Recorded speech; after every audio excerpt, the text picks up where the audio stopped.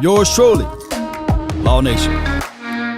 Let's continue to grind and shine as we proceed to give you what you need.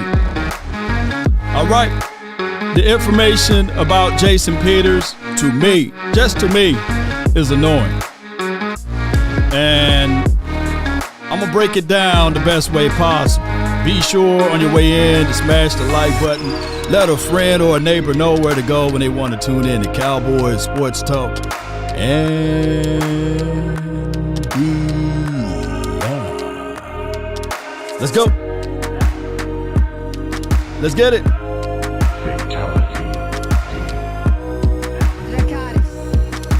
Come on.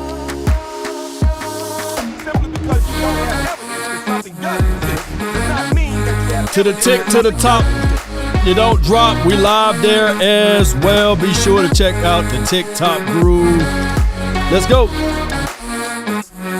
They say, ain't no party like a cowboy party. Yeah. What about a Law Nation? Whoa. Come on. Bring it. Right here.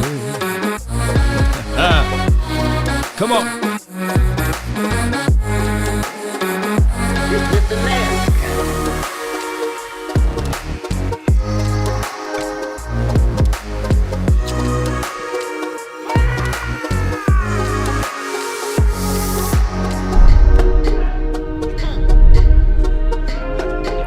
Turn me up.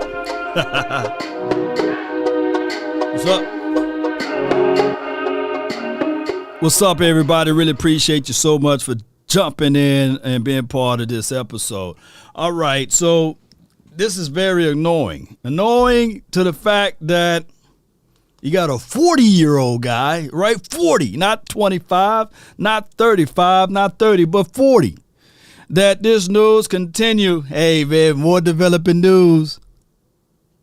Sunday, more developing news. Monday, more developing news. Tuesday, on a 40-year-old guy. I get it. Anybody else, this would probably be on the back page news about such and such team, the Cleveland Browns or the Jets or the Jaguars or the Texans signing a 40-year-old Jason Peters, right? I get it. The Cowboys, we got literally 3 to maybe 4 days on a strong possibility of practice, right, before you get to the real game. You literally got that.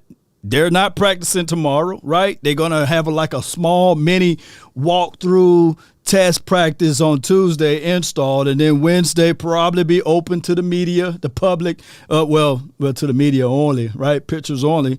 And then they have their final walkthrough on Thursday, and then you have to recoup everything for Friday, right, to get rested up for the Sunday game.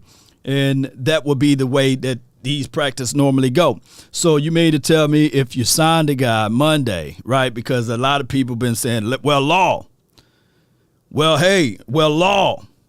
Monday is a holiday. They don't work on holidays. Bull sugar. Don't you see the NFL? They be playing on Christmas, Thanksgiving, New Year's, Tupac and Biggie. You know, they play on all of those days. So Labor Day don't mean a thing to the NFL. It's a multi-billion-dollar conglomerate, right? They about the coins, the money, you know. So it's not about Monday being a holiday or anything like that, right? He ain't lying. That's the reality of it, man. I appreciate everybody on my TikTok. I see over 150 people there. I appreciate you guys so much. We're live there. Appreciate you guys for jumping in. So with that being said, what we're going to do here is we're going to go here. Let me pull up the audio. Charge it to my head, not my heart, if I can't find it quickly. All right. And this is from 105.3 The Fan. Let's talk about this. Well, Brady is at 40. Yeah, Brady 45. And that's a whole nother story, right? Tom Brady is a whole nother story. He got that vampire blood and all that other stuff that's going on with Gazelle and all of those other things. He said this morning that Jason Peters is not signed yet. I don't think it's time to panic. And look, I mean, even if they don't bring Jason Peters on, I don't think it's time to panic because I think that their plan, regardless of whether Jason Peters is here or not, is Tyler Smith as their starting left tackle. I still think that there's a good shot it gets done. All right, before he go more into that details there, Cowboy Nation, understand this too, that we would want Tyler Smith to get some PT, right? We would love for the other guy, Jason Peter, to be signed with the Cowboys, only from an informational base and being a safety blanket, right? But the annoying aspect of it is that man, we dragging this all the way through, and I'm quite sure resources close to the situation. Jason Peters, he need this. He need to play. He's in a situation that he got to play, and I'm not finna drag this all the way out. I'm not finna dive too much into that, but he need to play. And you guys, if you're smart enough, you can read in between the lines and know what I'm talking about. He need to play. And the Cowboys organization and franchise must understand this. And I believe leverage is the key, and I believe that they're going to try to do that. Shout out to the people that's on my Twitter and TikTok page. Appreciate you. Shout out to you. Greetings from Harlington, Texas. Appreciate you. Texas dog over there on the TikTok. Check out my TikTok. You just type in Law Nation. You'll see my face, name, or logo. Let's get it. They're just, things dragged on into the second day. They've had this happen before where they don't close things up immediately. I'm guessing there's probably a lot of discussion about what the role is and what the money would be and things like that, because I don't know that Jason Peters is going to play for the same contract he played for in Chicago last year, which was basically the veteran minimum. And so I don't think that's going to be the case this time around, so they're just probably trying to negotiate a little bit, figure things out with his agent, Vince Taylor, who they've got a relationship with, who's located here in Dallas. But I think that, no time to panic yet. So, but even if he gets here, even if they do bring Jason Peters on, I don't think it changes your plans for early in the season, which is Tyler Smith is starting at left tackle. Yeah, because we saw that Jordan Schultz tweet yesterday where he said, they want him to take, to replace Tyron, which contradicted everything we had heard, right? Yeah. So Jordan Schultz it has some good insight from time to time, breaks some stuff from time to time. I would not necessarily just take to the bank anything Jordan Schultz says about the Cowboys. So just because, his sources are more outside. He was first on Cleveland making a trade for Amari Cooper, for instance. I think that was more to do with the kind of information he has about Cleveland and sources outside of there. He's missed on some Cowboy stuff before. I think there's better people plugged in on what the Cowboys are doing than Jordan. And that's not a slight to Jordan. It's just it's not where his strength is, I don't think.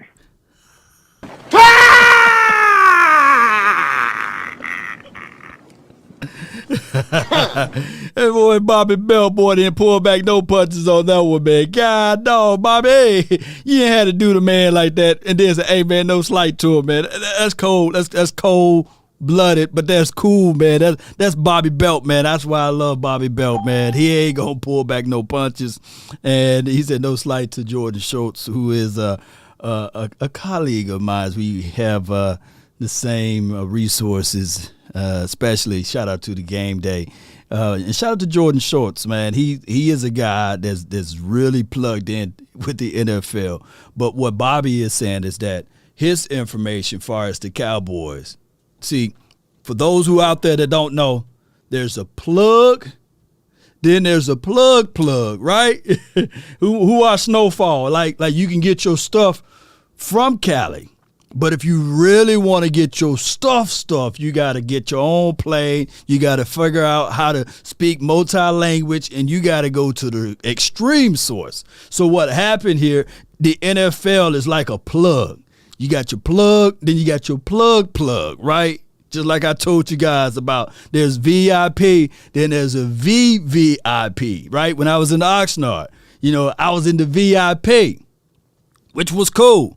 But then there was a VVIP, which allowed Denzel Washington and our guy Jamie Foxx. I was sitting there like, hey, man, how can I get on that list? Nah, man, you may be Law Nation, but you ain't Denzel Washington, dog. You ain't Jamie Foxx, baby. You know what I'm saying? So we got a extra room. I said, I need to get to that side of the table. Maybe one day you guys help elevate the nation enough so I can be VIP, right? Y'all know what I'm saying? But there's plugs, Then there's the plug. And I believe with Bobby Belt, he knows the plug, you know. But by him being with the Cowboys, he can't let certain things out of his mouth, right? So shout out to that, too. That you propping yourself up there then? Bobby. Really That's not kind me of propping myself up. Sounds It's it. me crotch saying first into this whole thing?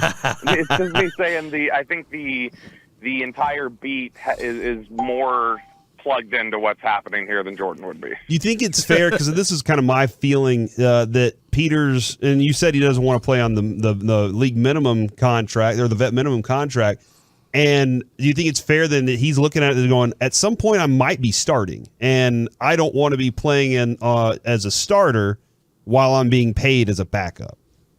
I mean, that's part of it, I think. I think it's also just the fact that there's, the position that Dallas is in. They clearly want to add somebody right now. There's a supply and demand thing at play here. And I think that, when you see the Eagles lose Andre Dillard, for instance, then, okay, well, now the Eagles are in need of potentially bringing in a veteran tackle. And so I think it's just a matter of assessing where the market is at and saying, look, I have some options here. I'm not just going to, give a hometown discount to a team that I've never even played for. But Right. I think there's still a good chance it gets done, and I think he'd be extremely valuable here.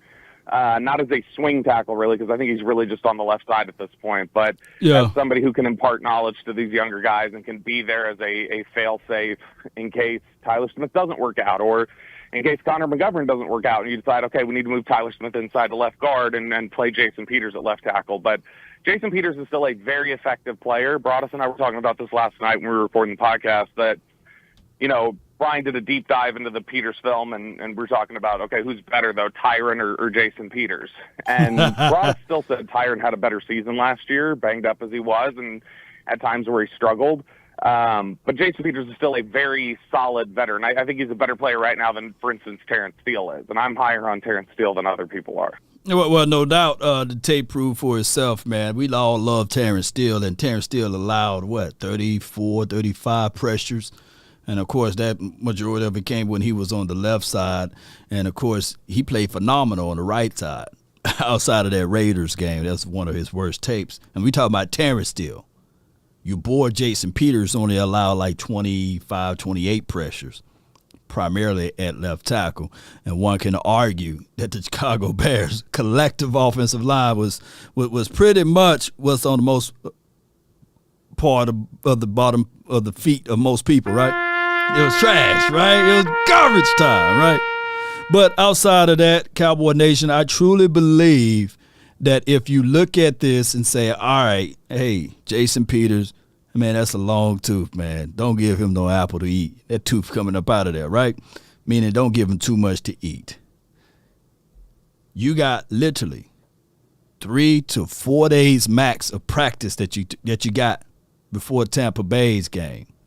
And I went back to look at Tampa Bay's game. Yes, they got Logan Ryan, right? I've seen him. He was an acquisition this offseason. They got a Keanu Neal, right?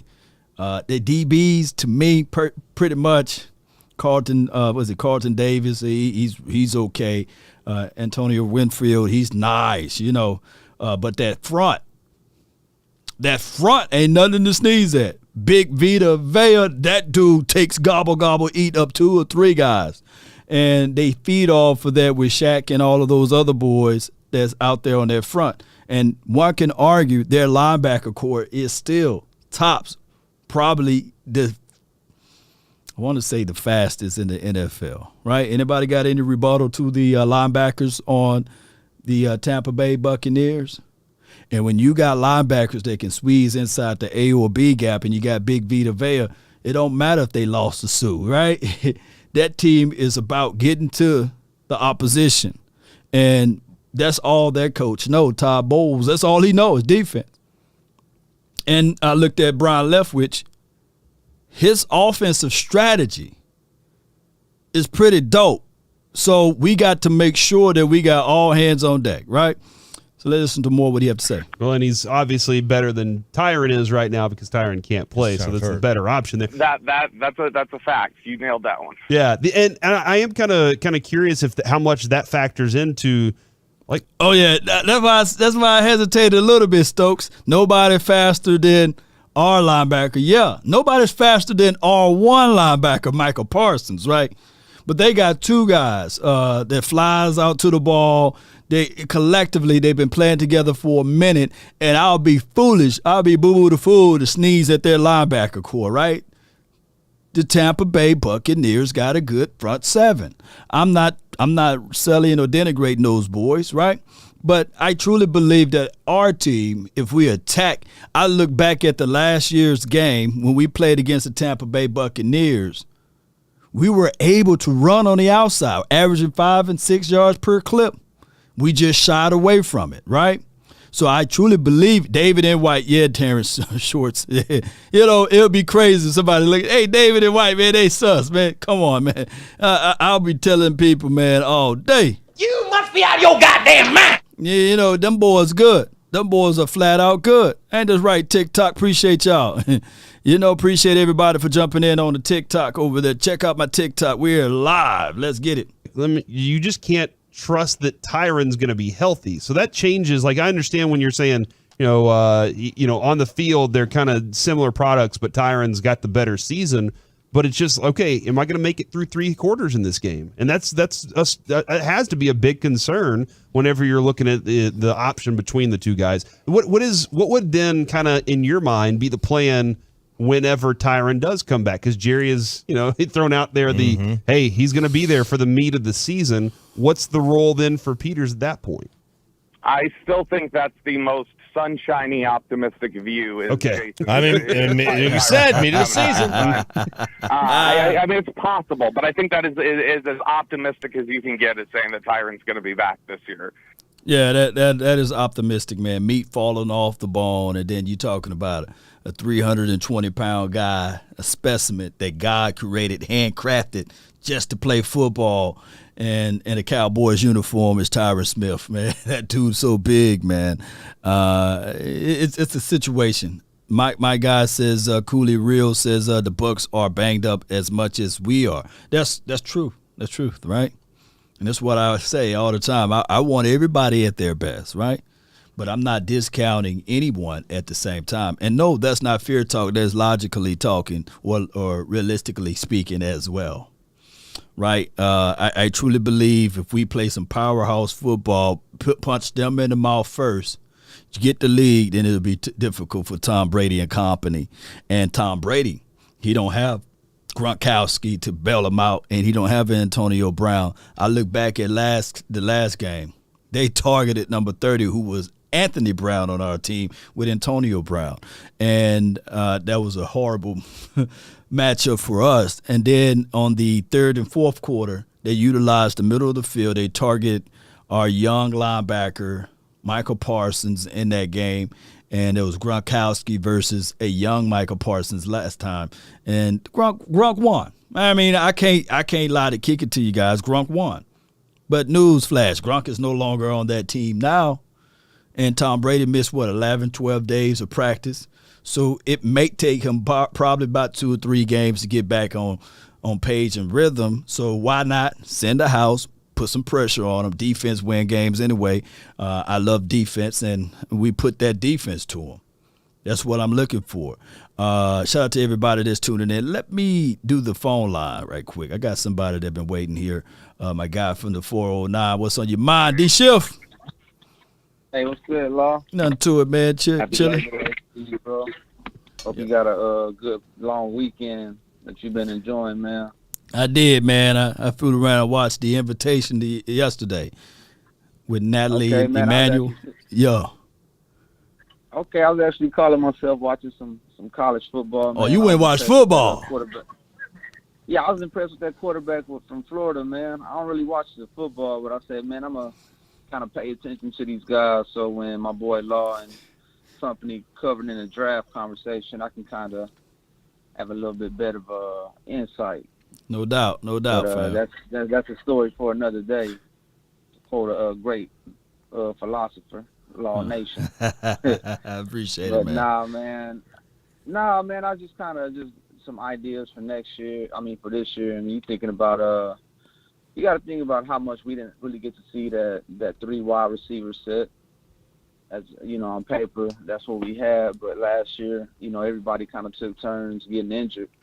They did. So you never really got to. So when you talk about this offense, you talk about an offense that had 2 wide receivers and a tight end and Dalton Schultz.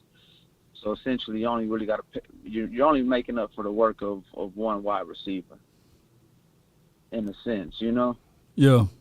I mean, but that first game, did you go back? Like, I know it's been a long time, but if you go back and watch that first game, oh yeah, Amari Cooper, you remember we had the second drive, the Tampa Bay, they got us down at the 2-yard line, and Dak Prescott was in his own end zone, and he had to climb up out of that. You look at that drive. That drive consisted of Amari Cooper, right? Catching that 19-yard pass out of that end zone, and then for them to find Cooper again. And then the other wide receiver that really stood tall in that game, a lot of people dismissed this, was Michael Gallup. He played big in that Tampa Bay game week 1 last year. He was a big contributor. And on top of that, we would have scored. There was 2 costly drops by my guy CeeDee Lamb. Right. I mean, that was last year though. It was a long time ago, but we're gonna have to have him to be the starter now. So it's good for reference sake though, right? Right. I mean, relatively speaking, each team kind of lost. Like you mentioned with AB and Gronkowski being gone. Two different games. Regardless, as far as probability is concerned, every play kind of starts over, right? At every play, the conditional probability kind of resets itself, and as to what's going to happen. I think with this team, the one thing that you can say is with this defense is just kind of giving your team an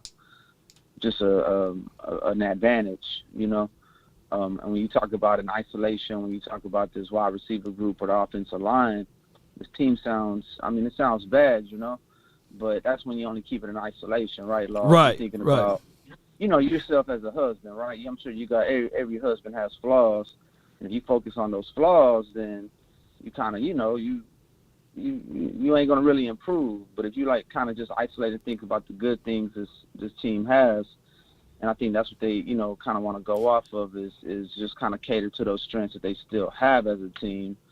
Whether you talk about the defense, I really think Parsons is going to stick out much more in this game than did the last one. And then you talk about what this running game and the tight ends can do. You really didn't have a 2 tight end set last year. You go look at the tight ends and the production, all you had was Dalton Schultz. So you'll be able to play a different brand of football, regardless of having like an ineptitude on the left side of your line and, just still questioning what you got in these wide receivers. I think they'll still be able to catch footballs from a professional quarterback in what you got, right? No doubt. So, nah, man, that's it for today, man. I'll just sit back and listen, man. Always good catching up with you, bro.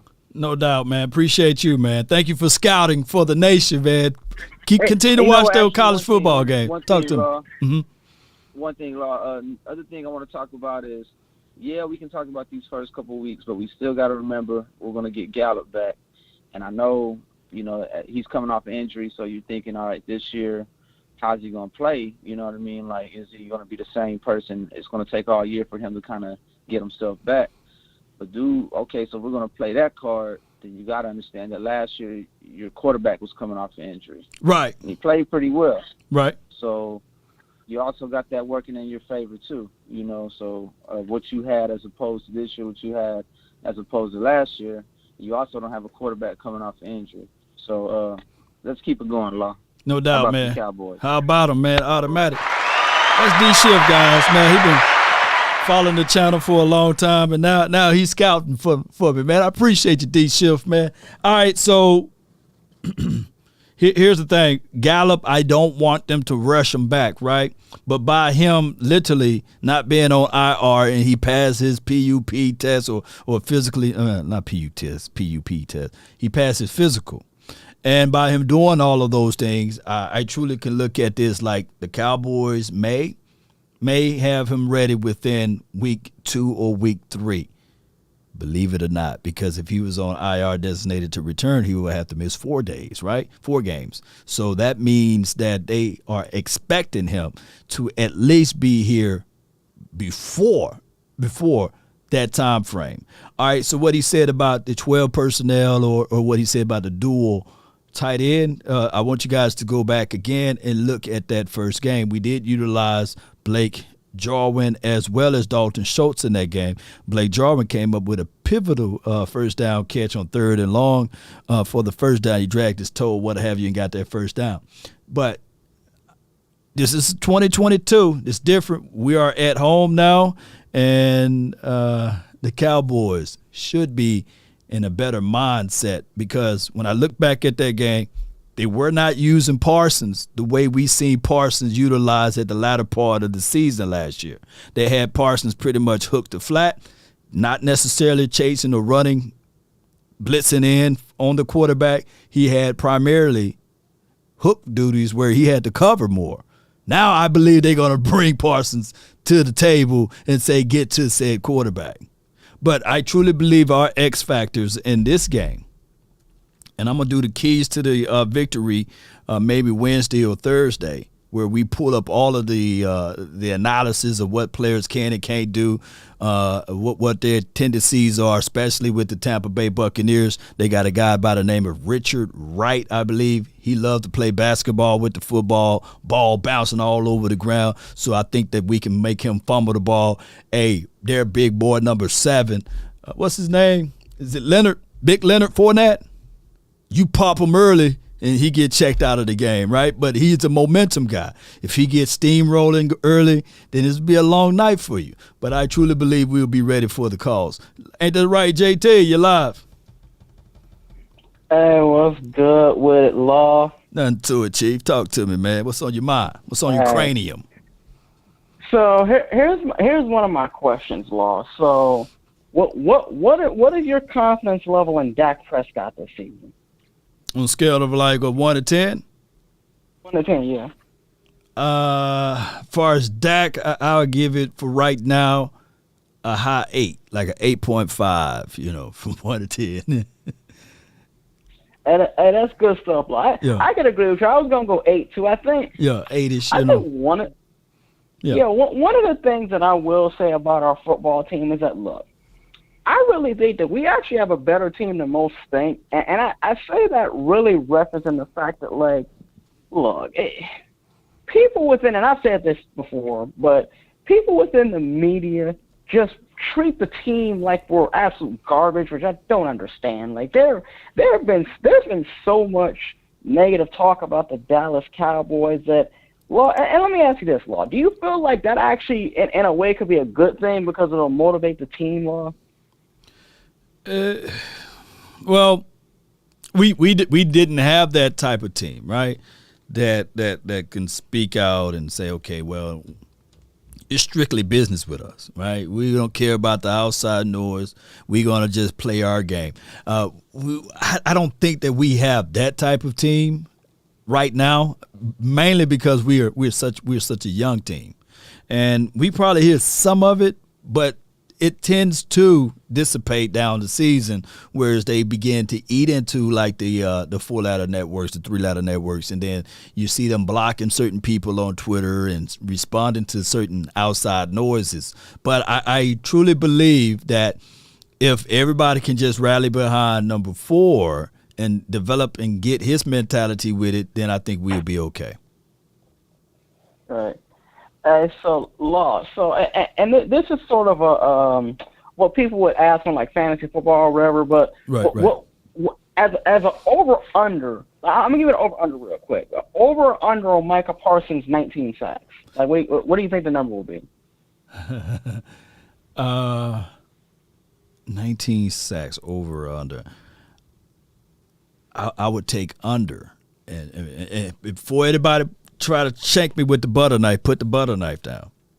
Because this year, I truly believe that he's going to give you probably 16 to maybe 17 sacks, but with 3 INTs. I think that's what was missing out last year. He didn't have no INTs. Right.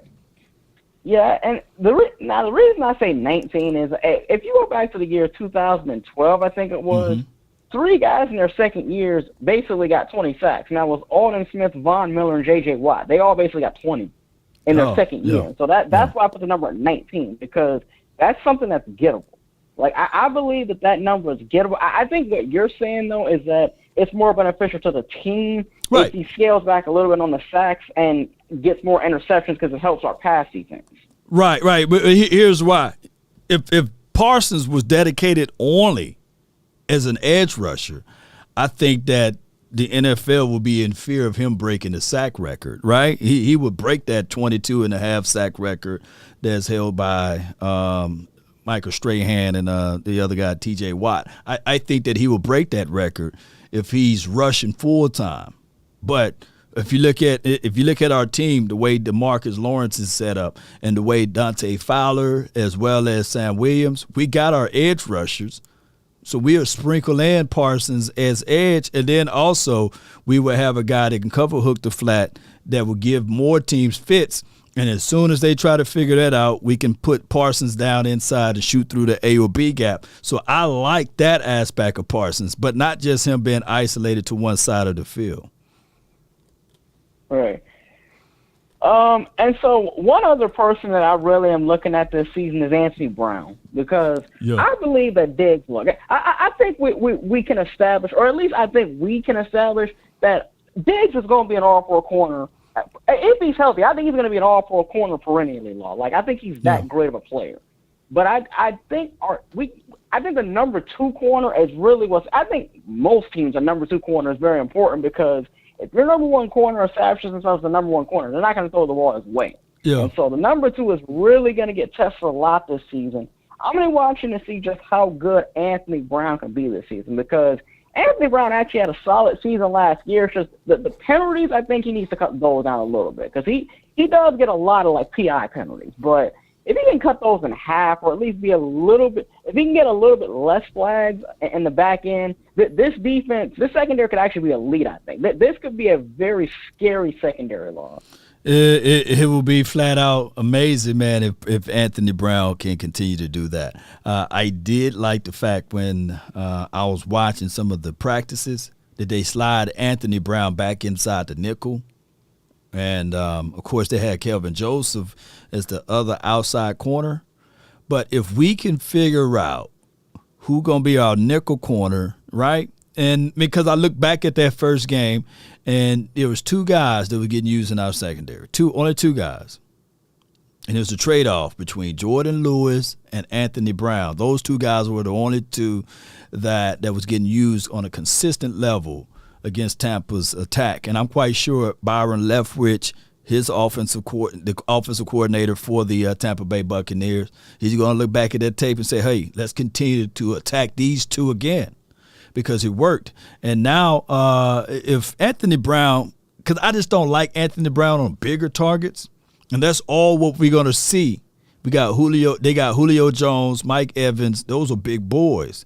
And from what I can see, the historical data is that Anthony Brown is good, but he's terrible against bigger wide receivers. And I just think that it would be better for him to be kicked inside, and maybe we'll use one of those younger DBs on the outside.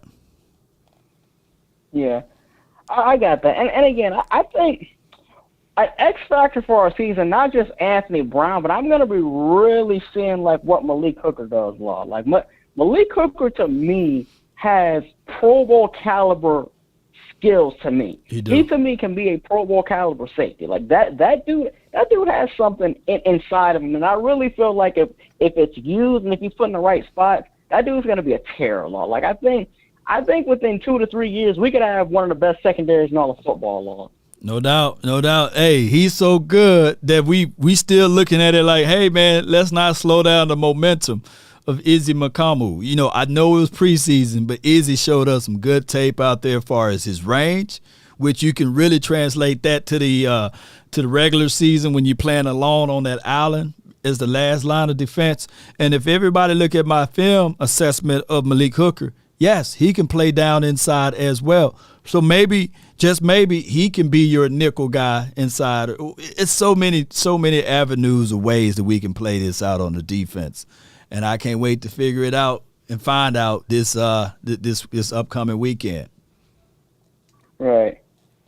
So before I go, Law, what do you have a score prediction for the Bucks game, Law? Because it's coming up. It's coming up in about a week, I think. Like, what's your prediction, Law? Oh man, it's way too soon. I normally do that video on Saturday, man, right before the game. Yeah, okay, I got you. Yeah. Let's wait and savor that moment to Saturday. You know. Right. But hey, if you feeling froggy, you can jump with it right now. I'll put you down. And put your name in the hat. If you hit it right, I'm gonna send you something. Yeah. Okay. So I'll give you a score. I see this being a really like low scoring. I see this being a low scoring game, Law. Like I think this is going to be a game where the Dallas Cowboys. This is going to be the game I think where the Dallas Cowboys announce to the NFL that this is the next up and coming elite defense in the NFL, Law. Like I can see 23-17 Cowboys. 23-17. Hold on, let me get my pen out. Let me write that down, man. I know I got my pen. So all right, hold on. Let me find me a scratch sheet of paper. On this day, my guy JT says 23-17 Cowboys.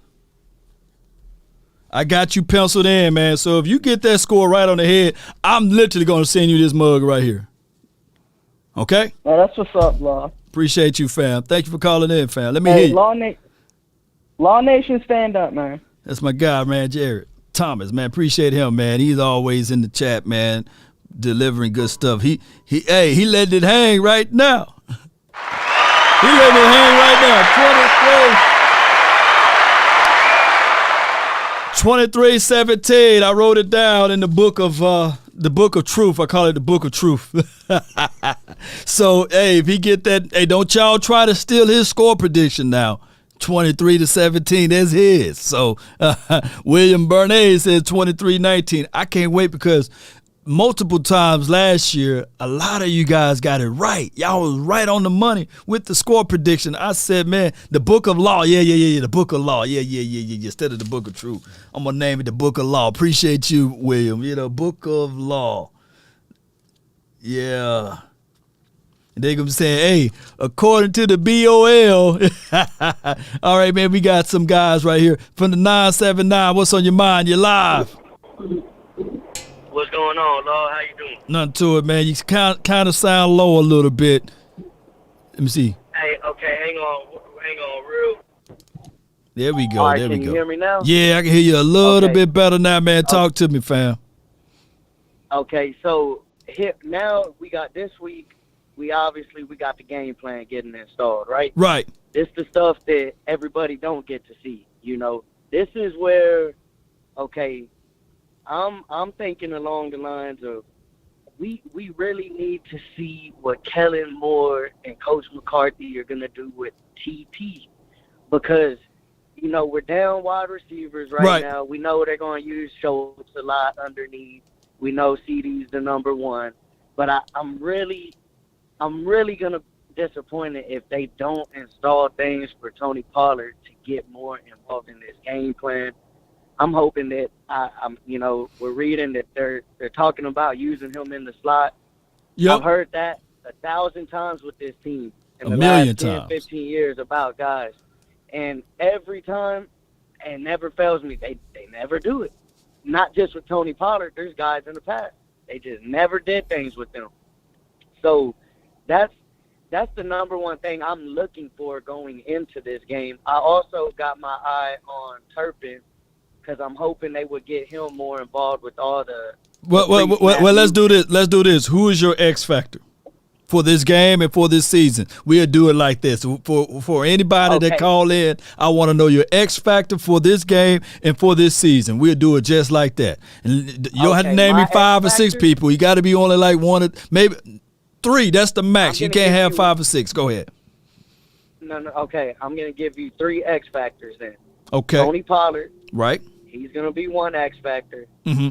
Tyler Smith, he's going to be another X factor in the run game wise.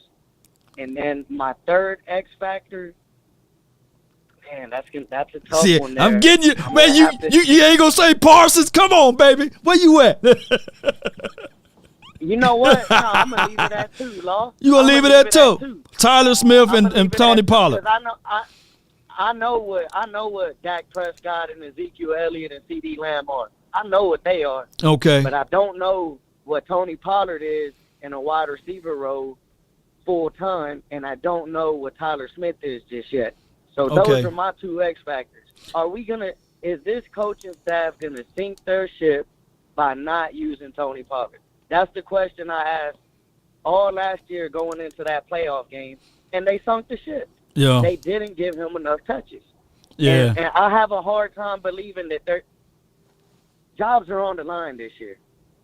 You know, are they going to sink their ship again? Now, who job is on the line? You mean coaching jobs is on the line? These players, shoot, these players don't care no more. No.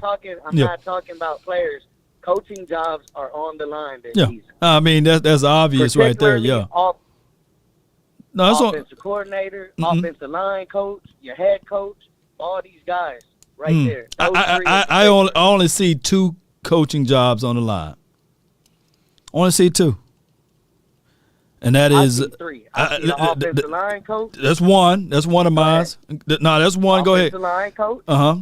I got Kellen Moore. His job's on the line. No. And I believe that Coach McCarthy's job's on the line. They don't like Kellen Moore. They love him. And they would not let him leave the building. You see how much patience they had with Jason Garrett?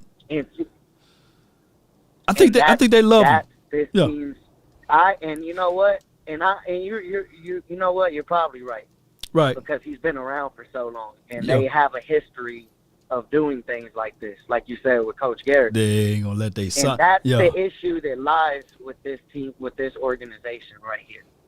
Yup. They bank on guys that they think might be good at coaching.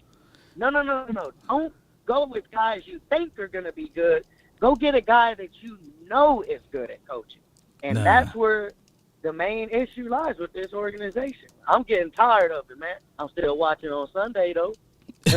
We addicted, man. We addicted to it. I appreciate you, man, so much. Yeah, let me hear you say it, though, man, before you let you go, man. Let me hear you say it, though.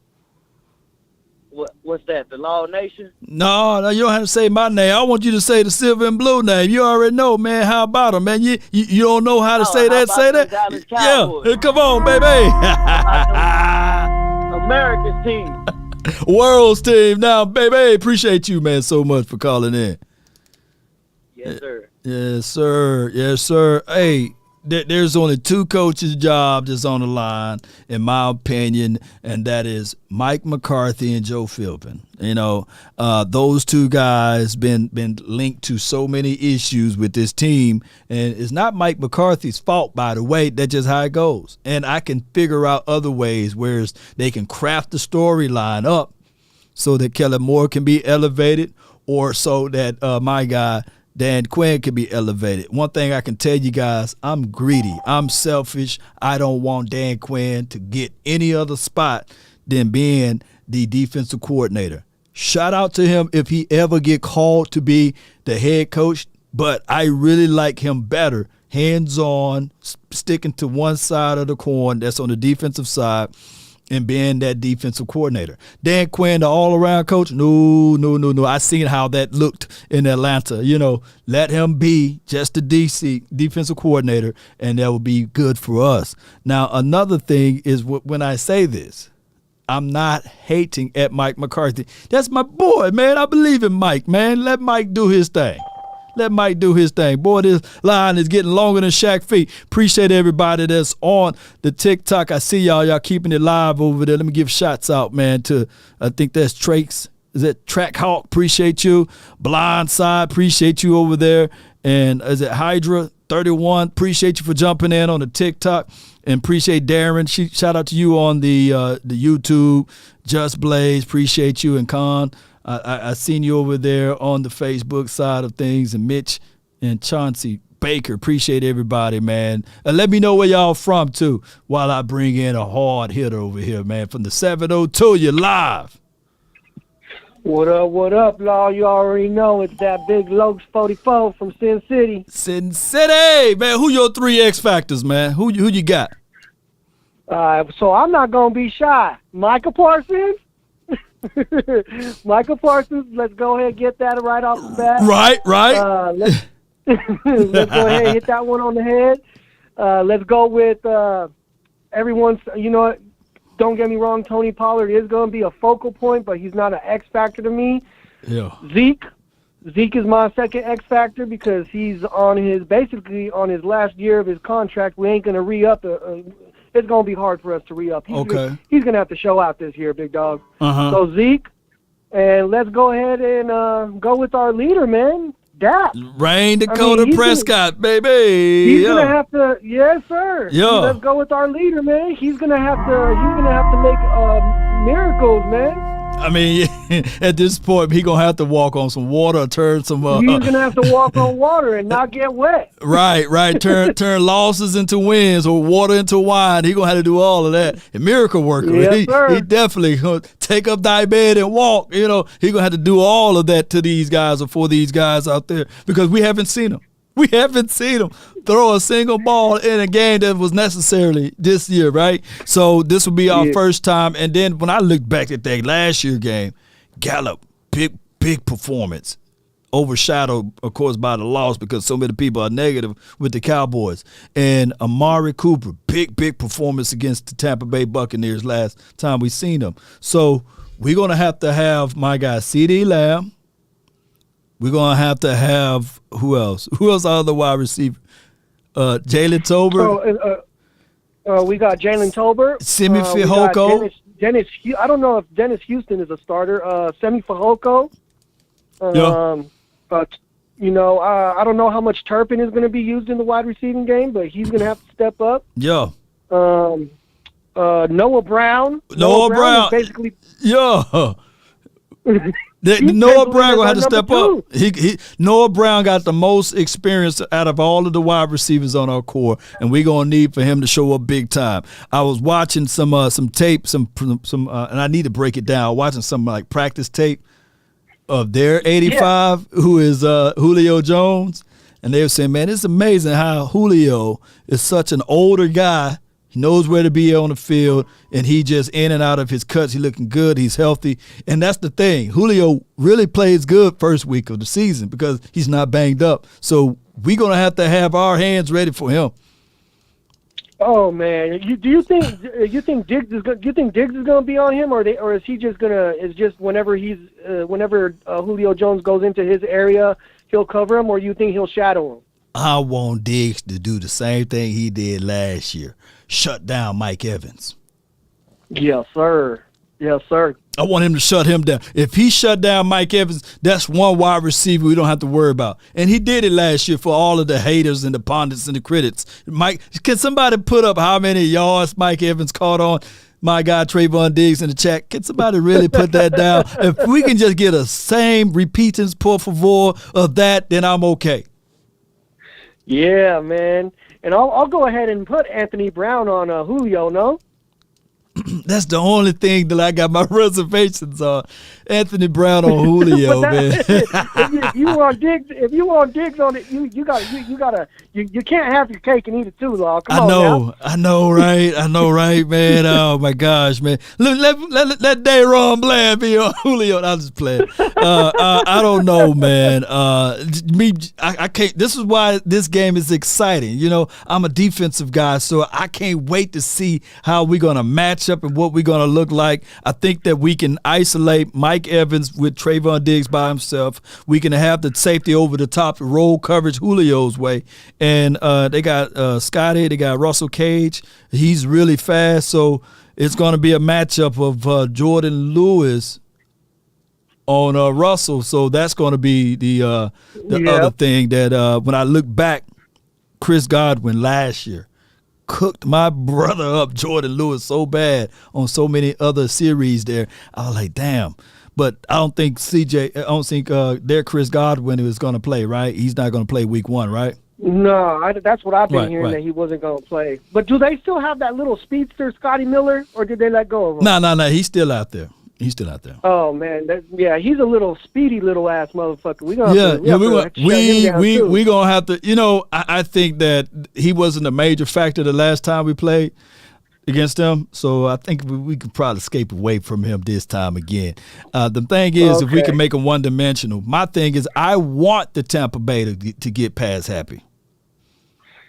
Yeah, well, they're going to have to get past Happy when they see all the pressure that we're going to be throwing in Tom's face. No doubt, man. What else you got for the show before I let you go, hard hitter?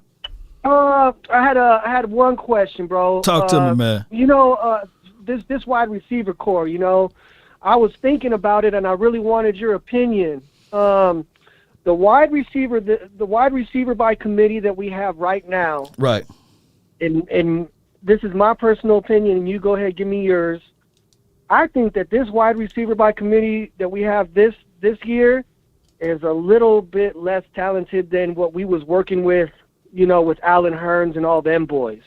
Because we still had a lot of veteran leadership on that wide receiver core when we were trying to make it work that last time. Yeah. And I'm looking at this wide receiver. We have nothing but rookies, people that haven't played a down in the NFL. We have a lot of people that are still going to have to, you know, adjust to real life gameplay situations, bro. Right. And I just wanted to see what you think. Like, do you think that this receiver core is going to struggle more than last time when we had it? Or do you think we might have a chance, since they're rookies, that they might pick up and develop faster because they're rookies and they know what's at hand, you know? I mean, I'm like, man, if we couldn't make it work with Allen Hurns, Cole Beasley, you know, all those other receivers. The team of the undrafted, right? We had the only person that was drafted on that wide receiver core was Michael Gallup. He was a third-round draft pick. I remember. Cole Beasley undrafted. Yeah, Allen Hurns undrafted. Yeah. So, and then it goes back to this thing right here. If we get back to running the ball, it wouldn't matter, right? I trust.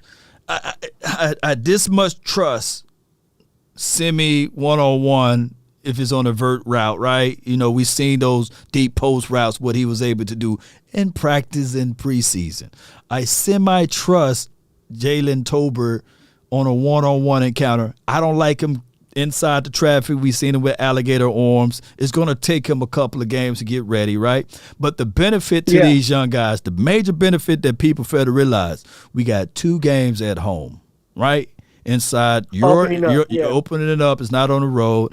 I seen the last time we played the Tampa Bay. It was my guy CeeDee Lamb's second year ever playing. It was on the road, and he had those 2 costly drops. You can argue and say, "Hey, man, he had alligator arms. He was jelly bellies."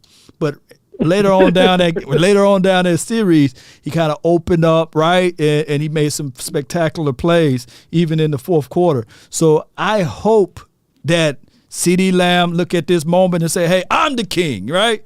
I'm the head wide receiver in charge. Y'all follow behind me, and we can get things going in a pinch if necessary." But this team's going to have to lean on these 3 guys with the most experience: Dalton Schultz, Noah Brown, and CeeDee Lamb. Those are those guys with the most experience out there on the field. Yes, sir. I agree, man. So out of those 3, you know, obviously CeeDee Lamb is going to have to step up. He's actually being pushed to step up, and I'm sure he will. I have a lot of confidence in him. No doubt. I mean, we'll see how it goes, Law. No doubt, man. Last thing before I get up out of here.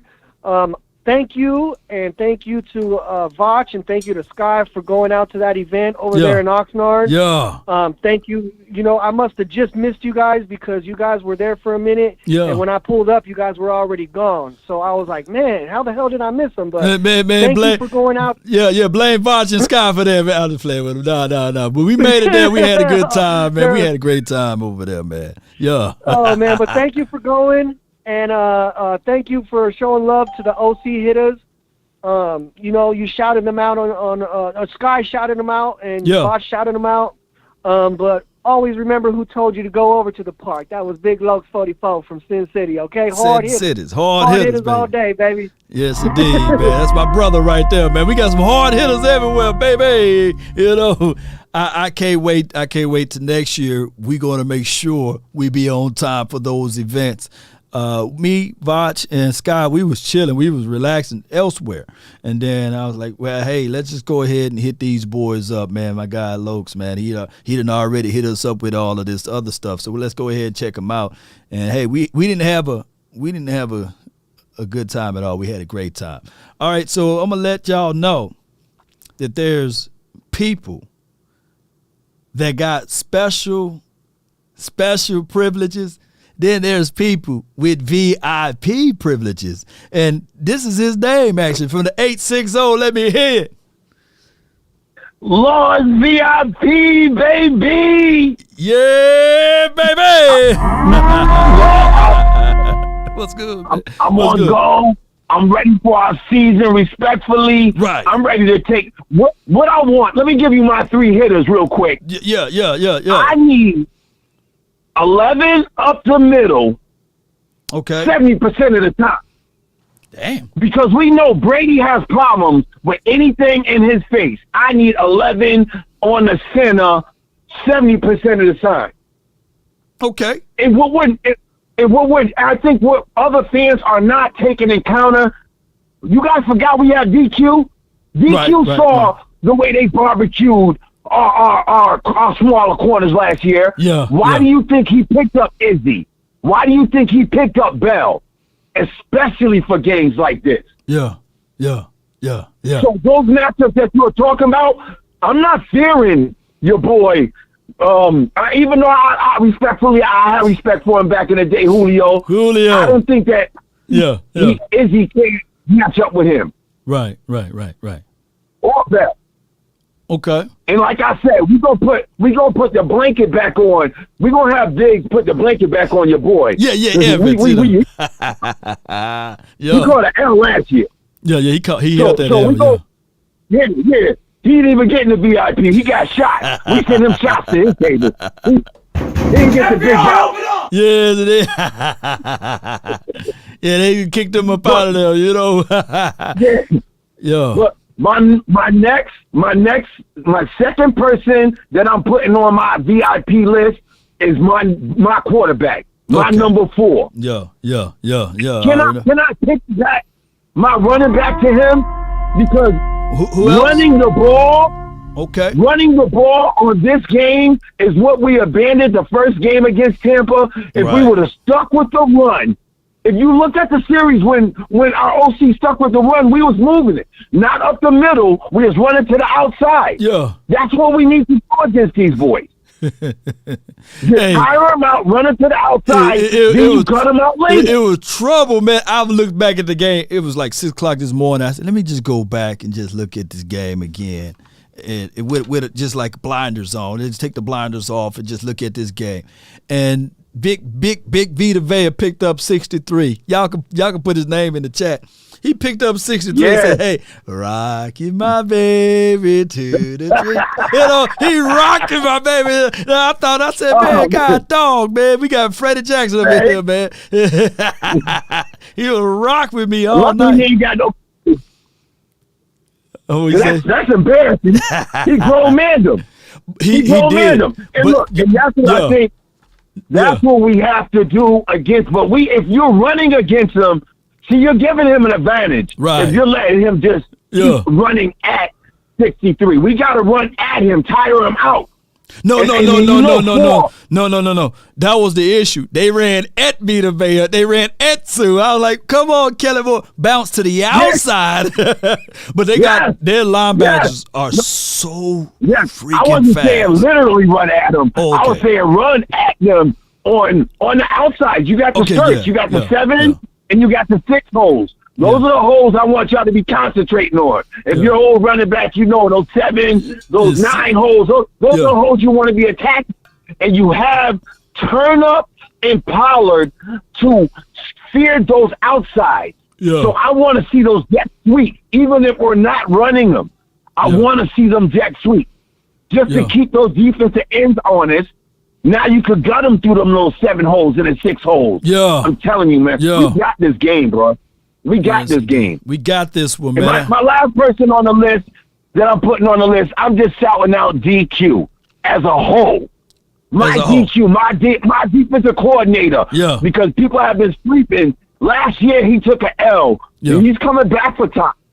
He knows what he didn't know is what he had in the weapon with Micah.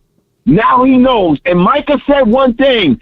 Respectfully, Micah said one thing. He's like, last year I was learning the defense. Now I know. So I could just be active and fly around. We got CMIN we could put on the other corner and just put Micah in the middle on the center. They center is hurt. They center is suspect. Man, go get him, boys. All I want to say from here is, how about them Cowboys? Let's go, Law. It's VIP. Let's go get it. Let's go. Oh, and for those who out there that don't know, VIP know that his name is Turpin, but he called him Turn Up, like he's going to turn up Cavante Turn Up. He knows his name is Turpin, you know what I'm saying? Ain't that right, VIP, before I let you go?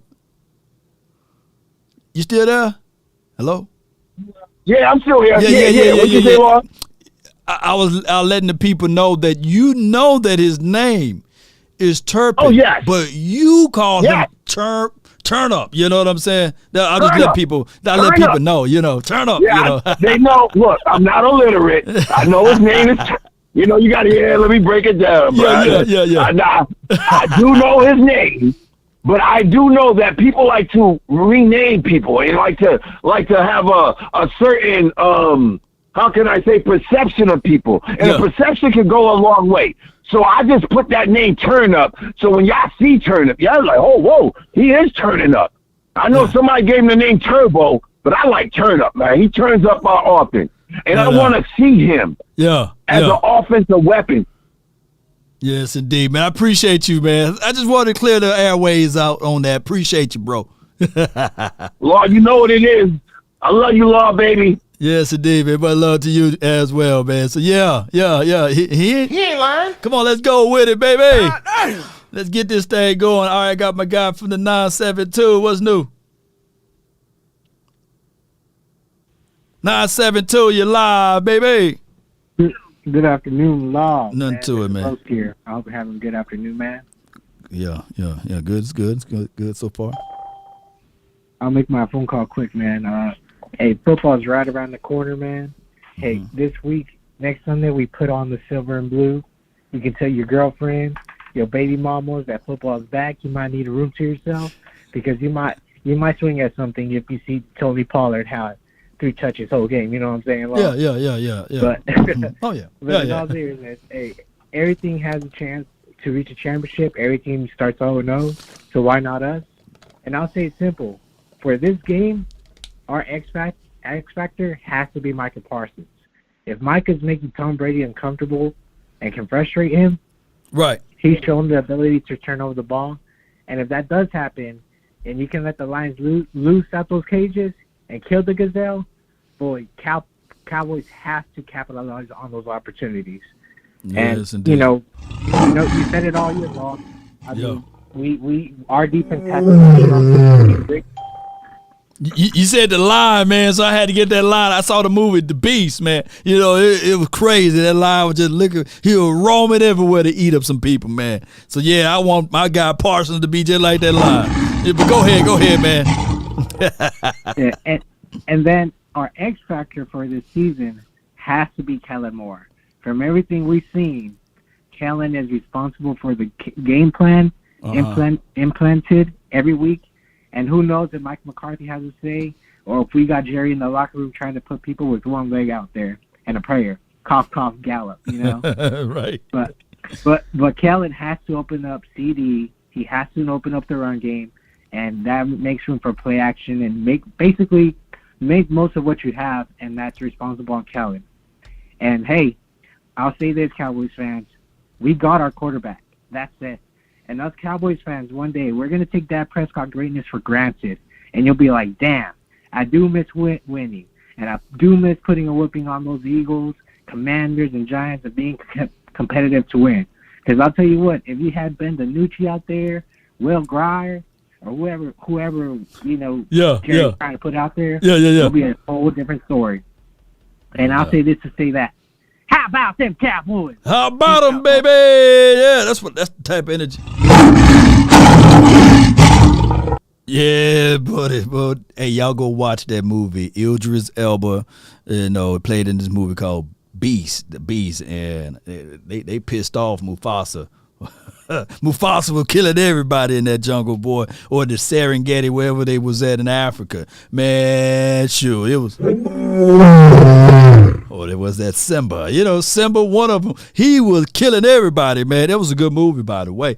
But that movie, if I played in that movie, it would have lasted about 2 or 3 minutes. Because the moment I pulled up and I saw them lines, I'm getting on up out of here. The cowboy tells the story how the brave man died. I'd have been able to twist that story all around. Hey, man, I saw some lions. I got into a fight with a few of them, but I was in that buggy and I got on up out of there, man. Y'all need to go watch that movie, though. Real talk. Do me a huge favor, Cowboy Nation. If you're watching right now, be sure to subscribe and smash that like button. Can somebody tell me how many likes I got? And if you own the TikTok, be sure to help a brother out and smash that like button. Share this to a friend, a neighbor, Tyrone, Pookie, and Ray Ray, and also hit that notification bell. Be sure to pluck the notification bell for more content. Y'all be sure to plug that bell over there, man. All right, we got some more people, man. This line is longer than Shaq feet. I promise you, I'm going to try to get to you guys all that's here. But let's lock it down, though. In the next 5 minutes, I'm going to lock this thing all the way down. Appreciate you, Mickey. And speaking of Mickey, I think that the Tampa Bay Buccaneers, they got a guy. I think his name is Mickens.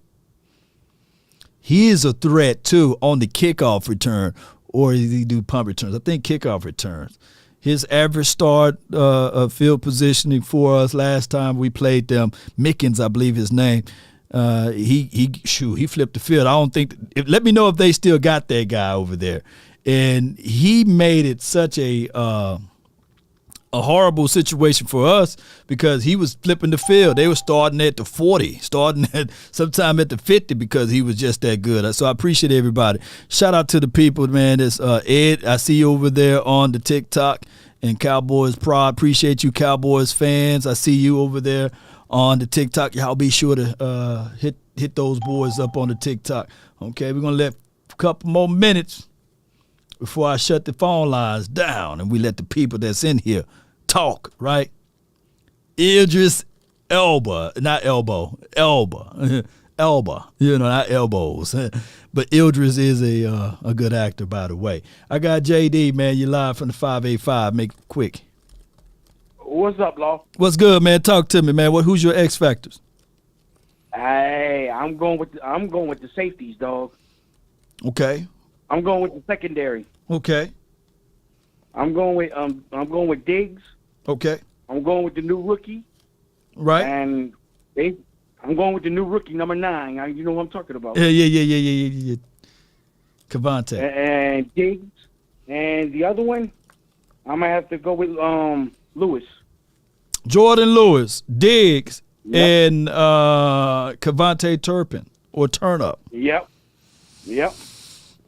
Okay, I feel you with that. I'm going with the secondary. Oh, secondary. I got an answer for you. Talk to me. I got 2 answers, and I'm going to get off. All right, go. You think Peterson will get signed by Monday? I think that however the ruling is, the player got to be on your roster for Tuesday to count for a full week of pay. I think that they will have some type of an agreement tomorrow. And then the official news will hit Tuesday. It'll be all type of breaking news. So yeah, I truly believe that would happen. You know they got rid of 2 people already. Who they get rid of? I don't know, but I just popped up on my phone and they got rid of 2 people. Okay, so they're making the plan already to have him available for at least week 1 or in some type of capacity. I don't know how much it's gonna. I don't know his contract, but they got rid of 2 people, I think. Okay. So just to look it up, just to make sure. Okay, I trust your alchemy knowledge on that aspect of it, and I would check back.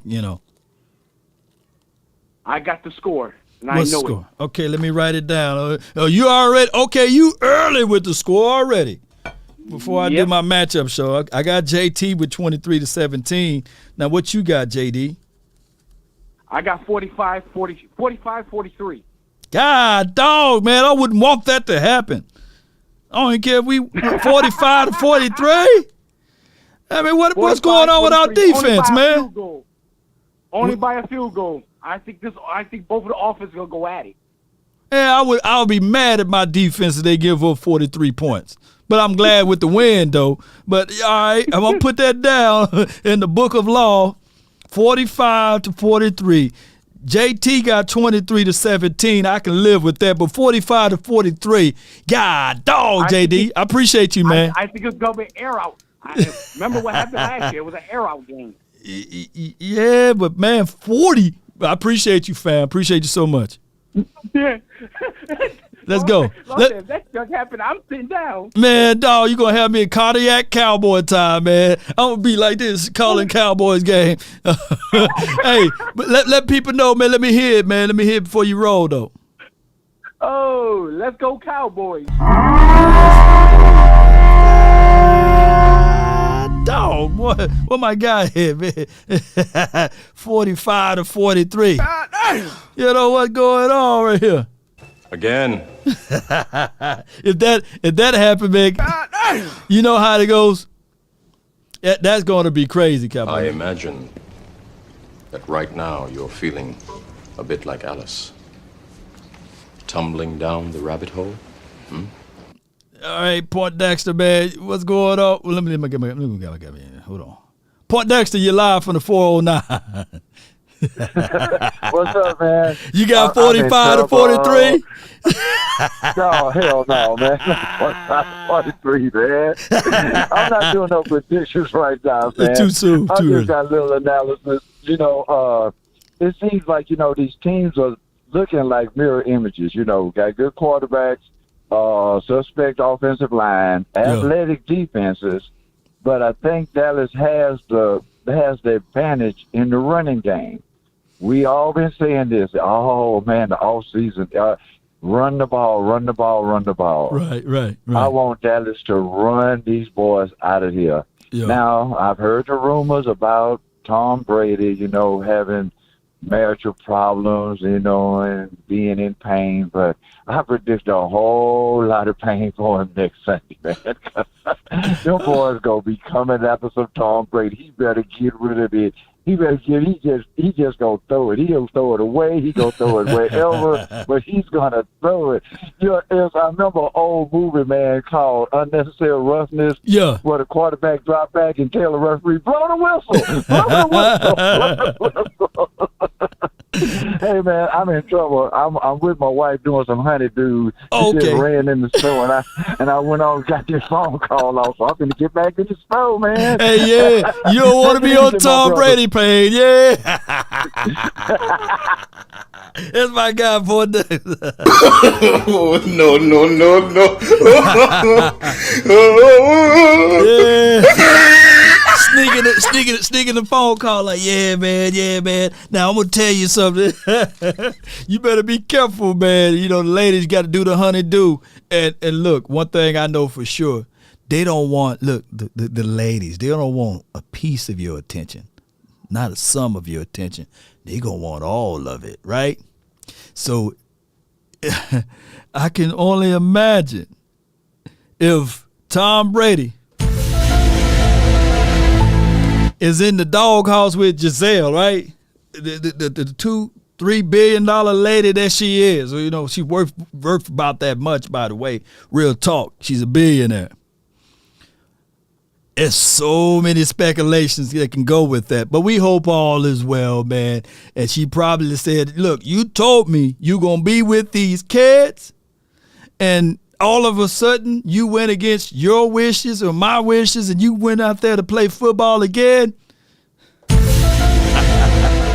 You better win a Super Bowl. You better bring back home the bacon, however they say it over there in the Giselle and Tom Brady's family. We hope all is well, because I'm not going to wish any ill will on the man.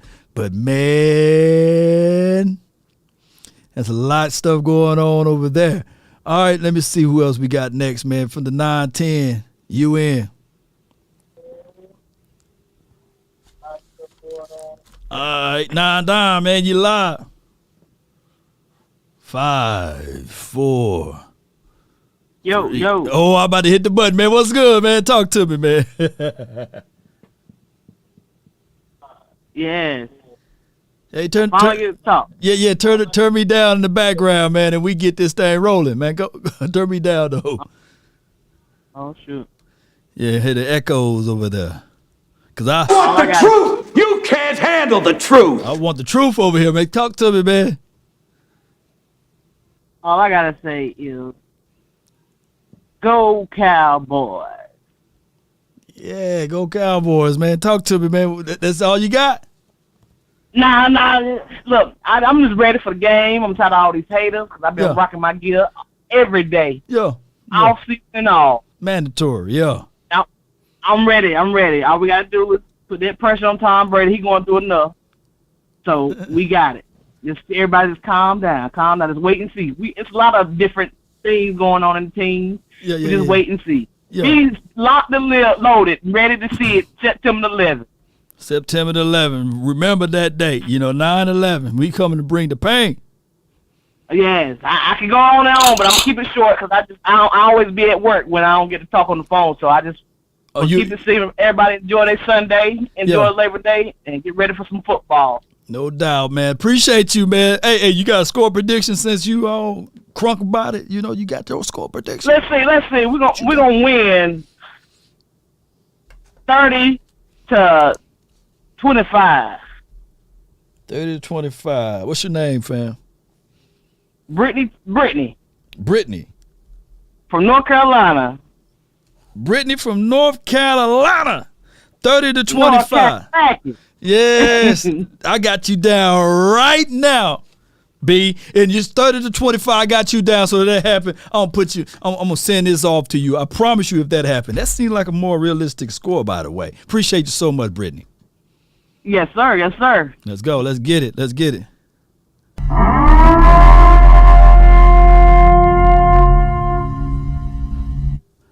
Mac when did some homework. He says Giselle is worth $400 million. And Tom Brady $270 million. And let's see. Let's go right here. I don't know if that's really worth it, Yeah, she probably. Yeah, he got that. That's 2018. How many years ago that is? I think that number done grew since 2019. But she worth more than me. But come on, man. But I feel you, though, man. I feel you, yeah. 17-13, Grace. Appreciate you. And what we got over there on the TikTok, what y'all got for score prediction? I see y'all live over there. I see y'all putting the hearts down for your boy. I appreciate y'all, man. I love y'all over there, man. I'm live on TikTok, man. I'm live on multiple locations. All right, man. From the 703, you're live. Turn your radio down.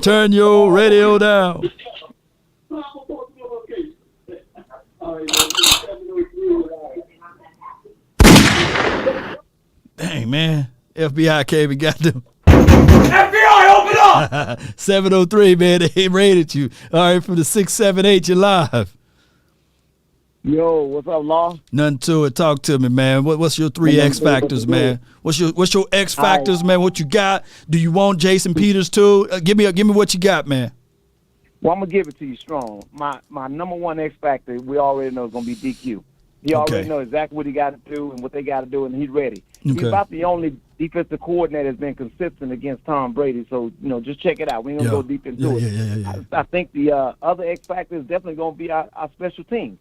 Believe that they will either they gonna not kick it to him, they gonna kick it to him. If they kick it to him, the second X factor is gonna be our whole offense.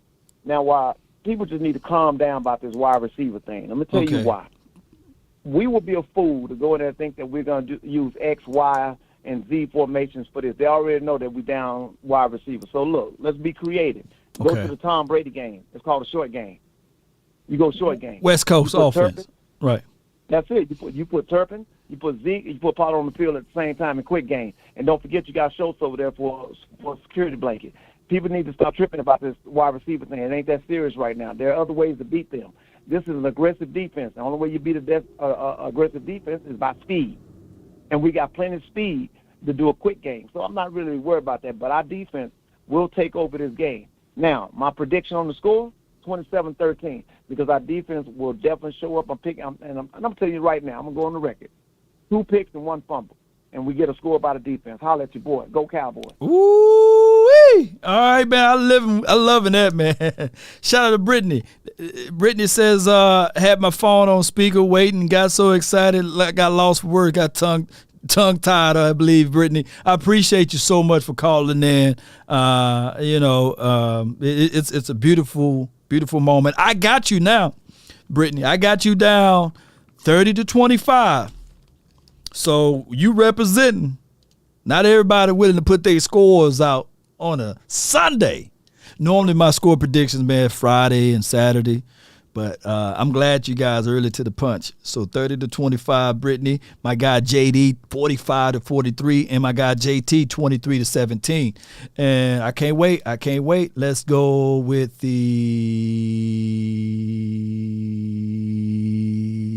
2-5. 4, you're live. What's going on, Law? Nothing to it, Chief. Talk to me, man. Hey, man. I really believe that the X factor is going to be that third cornerback. That third cornerback killed us last year. Hold on. It was Anthony Brown on Antonio Brown or Brown, the other Brown. AB versus AB. So you said who is our third? Who is our third cornerback, Dan? I would say it's going to be Jordan Lewis, but to me, what doesn't scare me about this game is the 2 players that killed us last year, Gronk and AB, ain't on that team no more. Yeah. So I really feel like if Dallas can neutralize Evans and somewhat just maintain Godwin and Julio Jones, I believe they'll be all right, man. But they gotta find a way to stop, Tom Brady getting comfortable in that pocket. I think last year he was a little bit too comfortable in that pocket. And if you remember correctly, we didn't use Micah like we used him in the middle of the year where he was rushing the passer. Michael. Yeah, they were trying to. Parsons was playing doggone safety, man. They had him in the coverage all game. Right. And Michael was lost. Yeah, he was. Lost in the sauce. But he'll be hunting this time, hopefully. Hopefully they'll have him hunting this time. But another X factor I got is Tony Pollard. I think he's the forgotten man. I really do think he's the forgotten man out of that offense, man. We've been getting so caught up with these wide receivers. I think he's going to be your third wide receiver primarily in that game. And my score prediction, I think it's going to be 27-24. Dallas pulls away early in the third, but Tom Brady makes a comeback. But Jordan Lewis gets the interception off a tip ball from DeMarcus Lawrence. All right, hold on. What's your name again on here? Gene 254, baby. Gene. I just got Gene in here. Gene 254, 27-24. 27-24. Yes, sir. Hey, you calling that pick too, right? I'm gonna write this down too. Hold on. Pick. DeMarcus Lawrence gonna tip it. He gonna tip it, and Jordan Lewis, right place, right time, like he's always been. Right. And what's the lottery numbers too? While we at it. Hey, shoot! That 1.4 billion is still unclaimed. So I don't know, man. Yeah, man, that's silly, man. Somebody that 1.4 billion. Somebody got that ticket, and the Illuminati got them, too. All right, bro. Love the show, man. Y'all take care, bro. No doubt, man. Shoot, somebody got that ticket. They were ready to turn it in. And last night, I watched tons of movies last night. And then I went back and rewatched End Times, and that dude fooled around and got a century of life. He got a century of hours. Y'all remember the movie End Times, right? And that dude fooled around and got a century of life because time was the currency, no longer money. And they was like, hey, dog, you jump time zones, man. You don't belong in this area. You don't belong. Like certain people can only have money. you just can't wake up. Like, if I wake up tomorrow with 4 million subscribers, there's going to be all type of people.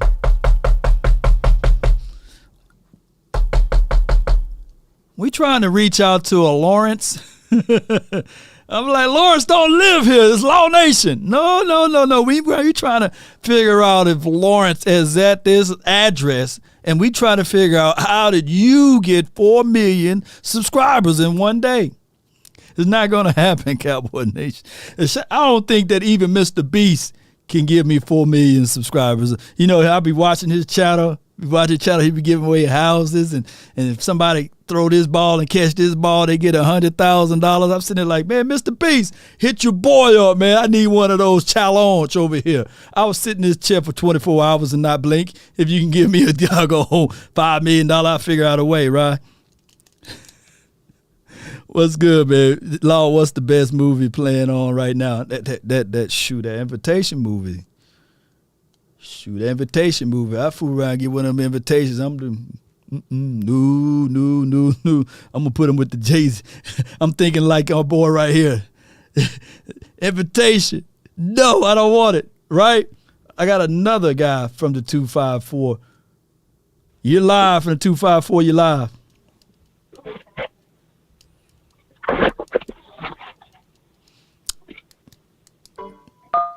You're live, 254. Hey. It was good. From Waco, you're live. Don't know how to use it. How you doing? Good. Call back 254, man. We're going to check you out another time. You get your phone situated. From the 214, you're live. What's going on, Law Nation? What's good with you, Chief? Talk to me. Hey, man, let me tell you like this, man. Everybody, that's worried about these Cowboys, man, I'm going to say this. Right. This season is perfectly tailor-made for Dak Prescott. And let me tell you why. Right, talk to me. The book of their career, they always talked about all the weapons he had around him, all the supporting cast that he had, and he couldn't make nothing happen. Right. So I feel like this year, Mr. Prescott is going to show these people why he's top 5 in the league. So my prediction on the score is going to be 24-13 Cowboys. And Dak Prescott going to show you boys what time it is, man. Hey, what's your name? Dallas, Texas, man. What's your name? King Trill, man. King Trill out of Dallas, Texas, man. King Trill, man. Shoot, you already. I mean, old boy JT kicked it off, man. Everybody go ahead and give their score prediction. So you're a week out. We're a week out, and you got 24-13 Cowboys. Dak Prescott stand tall. I feel you, fam. I ain't gonna even have no rebuttal to this, man. Let me say this too. Right. I feel like Dan Quinn gonna have that defense top 2 in the league, man. And we're gonna make a playoff push. I don't think we'll get to that Super Bowl just yet. I think we're still kind of young, but I think we'll get by 2 playoff wins. Okay, so we go into the NFC championship game, and who we gonna lose to? I feel like we'll make it done. Who we losing to then? Oh, that I don't know, man. We just gonna make it there. Man, if we make it that far, man. Shoot, we make it that far, man. I'm like, Jerry, man, go ahead and pay whoever you need to pay, man. Get into this Super Bowl. We make it that far, man. God, no, Jerry. Nah, for real, man. Hey, I wouldn't want us to lose the NFC championship, man. Come on, man. Say, man, if we win it, man, we gonna celebrate. That's all I know. No doubt, man. We're going to celebrate, and then I might have to come all the way over to Waco, man. Start the parade from where you at. Nah, I'm in Dallas. Oh, you in Dallas? Okay. Man, Dallas, Texas, man. I don't know why. Okay, yeah, yours do say Dallas. My bad. So we will start where you at. What part of Dallas you in? South? Where you at? I'm out here in Carrollton. Should we start with Carrollton, then we'll roll all the way around just from you, King. Appreciate you. Yes, sir, man. Appreciate it, man. Hey, how about them Cowboys? Yeah, all day, man. Shoot, that's my guy, man. Shoot, we gonna start the parade. right where he's at, man. Shoot, cool. That's where the guts went just dropped. Y'all having a good time on this Sunday? We turned this thing into a score prediction. We may have to change the title of the episode. That's how we do, baby. We build the plane while it's in the air. All right, I got about 5 more callers that's on the line, man. I got the 559. What's on your mind?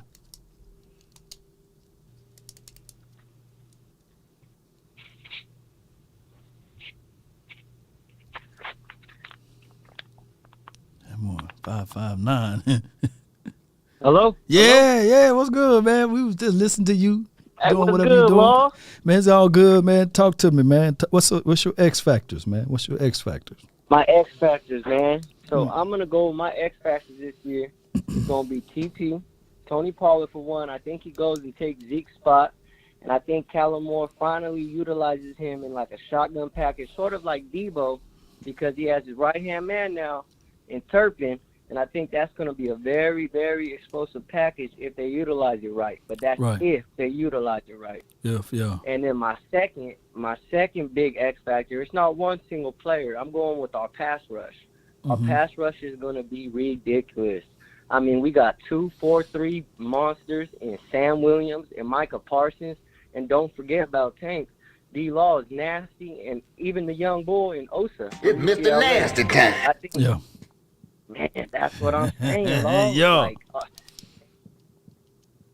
and third, I'm going Dak, man. He's the leader of our team. I mean, he's literally a quarterback, and I think this year is a make it or break it for him too. We could really see what he got. I mean, in my opinion, I think he messed up by letting Cooper go, and I mean, not to fault him, but. Right. I feel like he was a big thing in that because of the production drop. And Cooper was open last year, man. All our Cowboys fans know that, but it was just Dak couldn't get on the ball. I feel like he was so tunneled in on CD.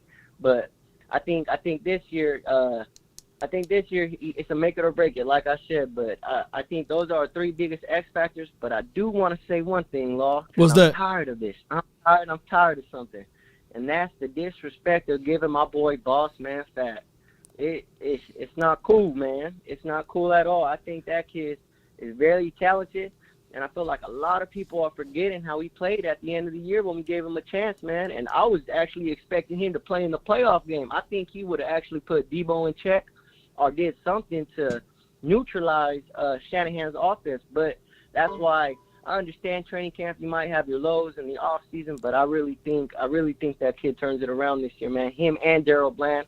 Shout out to my 559 because that's where Daryl Bland's from. Fresno State, baby, stand up. Yeah. So, yeah, man, I had a lot to say, man, but I just had to get it all off my chest, Law. Yeah, well, hey, man, you got it off your chest, man. Hey, I can't wait to see if those things manifest itself into greatness, especially what you said about Kelvin Joseph. Right now, I ain't throwing any hate or shade at him, but he's Kelvin Joseph. And then he'll become KJ, and then from KJ, he'll become Boss Man. How about that? Can we agree with that? I can agree with that. Okay. I ain't hating him. I ain't calling him trash or anything. I think that he run a 4.29 guy too. He's a 4.3 guy. So yeah. So. But my thing is, Law, I'm gonna have to stick up for him a little. My thing is, how many chances are we gonna give Anthony Brown and Jordan Lewis, man? Like when do we call it quits with these guys? If we really recall it, last year, week 1, Jordan Lewis cost us the game. Literally, it's just like, and these are the little things. Even Anthony Brown, and they had so many times where it was 3rd and long, and they're doing pass interferences or letting them go off the top on them. And I'm just, like I said, we need it this year. I feel like we actually have young dogs. We have depth in the quarterback room, so in the cornerback room, I should say. Yeah. It's like when you gotta. I think this year we should have him on the hot seat, man. But that's my personal opinion. Like you said, he is Calvin Joseph. He has to prove himself. But right. I do have a lot of faith in man Daryl Bland. That man showed a lot in the preseason. No doubt, man. I appreciate you for calling in, fam. Salute, bro. Likewise, brother. Yes, indeed, man. Good passionate call right there. I mean, he probably be like 1 or 3 people that's standing tall for Kelvin Joseph, and I like that because I think that we shouldn't give up on the young guys so quickly, right? But one thing I can tell you is that he got this year because he's a 2nd-round draft pick, right? And this is his 2nd year. We need to see some things. All right, let's see. The conference has been locked. Now the conference has been locked. I thought I had this thing locked already. All right, so the people that's here, I'm going to get to you. I promise you I'm going to get to you. All right, so before I get to y'all, man, I got to let my uncle in, man. Uncle Charles from the 205, you live. What's up, Law? What's going on, Cowboy Nation? Hey, man, let me tell y'all something. Man, it's good to be alive. God is good. God is good all the time. But Uncle Charles ain't feeling well, y'all. I'm up under the weather. So, you know, if y'all can send me some prayers, man, I can get back on my feet. Doctor told me to rest for a couple of days. I got a real bad head cold, real bad chest cold. So I ain't doing too hot. But I love you so much, Law. I had to come on. I love my brothers and sisters so much I had to come on. Let me get to this.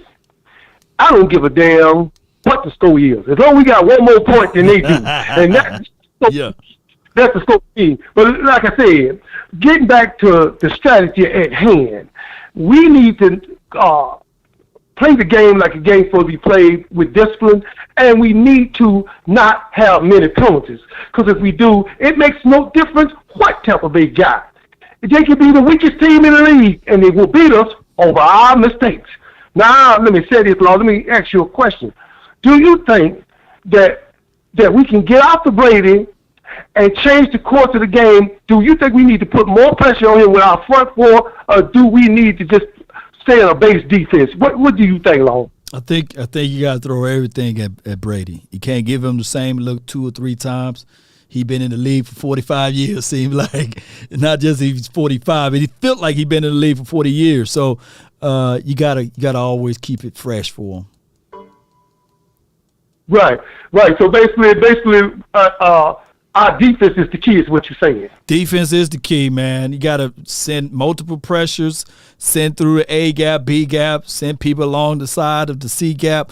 You got to send people at Tom Brady. And you can't get relaxed because 28-3, he came all the way back against Dan Quinn's defense, right? And won a Super Bowl. That's right. So you can't let your foot up off the gas. And he was about to do that against the LA Rams last year in the playoffs. Right. He almost beat him. He almost beat him. You're right. And see that, ladies and gentlemen, see that, Cowboy Nation. Now that's man to man, player to player. Right. We don't mess around over here in Cowboy Nation. Let me just say this in closing. Be careful out here because it's dangerous out here. I know people want to have a good time and enjoy the game, but be aware of your surroundings. A lady came up on me yesterday, and she asked me what Walmart was, and I'm like, ooh. If I could, I would get out of your face because you got some ermine boots in your throat. Let me tell you something, man. I don't know why people won't just put a piece of peppermint in their mouth. But I'm going to just say this. Back then, things are not the same anymore. You used to be innocent back then. We went trick-or-treating, and we went to a house that we didn't know, and we said, trick-or-treat, and the door opened, and the man had the can in his hand, but he had no clothes on. He was Popeye's chicken naked. And we ran, but our neighbor, the lady, she didn't move. Well, I guess she got the treat, and that's all I got to say. I appreciate you. Yes, indeed. That's Uncle Charles, baby. When you pray for rain, you got to deal with the mud, yes, too. Indeed, man. When you trick or treat,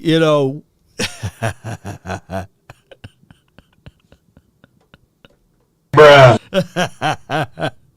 man, Uncle Charles, man. We put y'all prayers together, man. I believe in positivity, and something to do with prayer can go a long way, man. Pray for strength for him, head hurt, chest pains and all of that.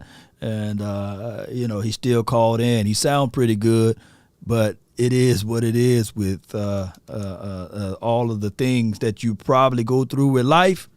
And if you can reach out to someone that got a bead of good positive energy, shoot, pain and all that other stuff goes away. And that's right. All right, so we got from the 562. You in the mix. What's the deal, Law? How you doing today? Yeah, man, I'm well. I can't complain. I can dig it. Man, I'm going to keep it nice and short. Okay. I just got the Cowboys by a field goal. Okay. Brett, and the X Factor is going to be Brett, maybe Maher, man. Brett, okay. He the X Factor. That's the X Factor of the whole game. He's the X Factor. Everybody else is going to do their job. It's going to be a hell of a game. It's going to come down to him. Hey. It's going to come down. I can see it. Brady's driving down. Defense get a stop. Dak makes a little nice drive. Come down to him. 10 seconds left in the fourth quarter. Brad Barnhart threw the field goal. Man, I mean, Greg Zuerlein missed 3 field goals last time we played against Tampa Bay Buccaneers, an extra point and 2 field goals. And if he make those, man, we win in the game, man. There's a whole different outlook. We win in the game, baby. Outlook, yeah. So this year we got Brett, maybe Mahar. If he make his kicks, then shoot. That's what we need. That's what we need. I ain't finna have no rebuttal to that, man. So yeah, let him be the X factor. Now I know that was just for this game. Who you got for the X factor for the season? Is it still Brett? For the season? For the season. Who's your X factor? Who's the guy? All right. Well, Brett, he's gonna be the X factor throughout the whole season for the whole season. Under that, the X factor will be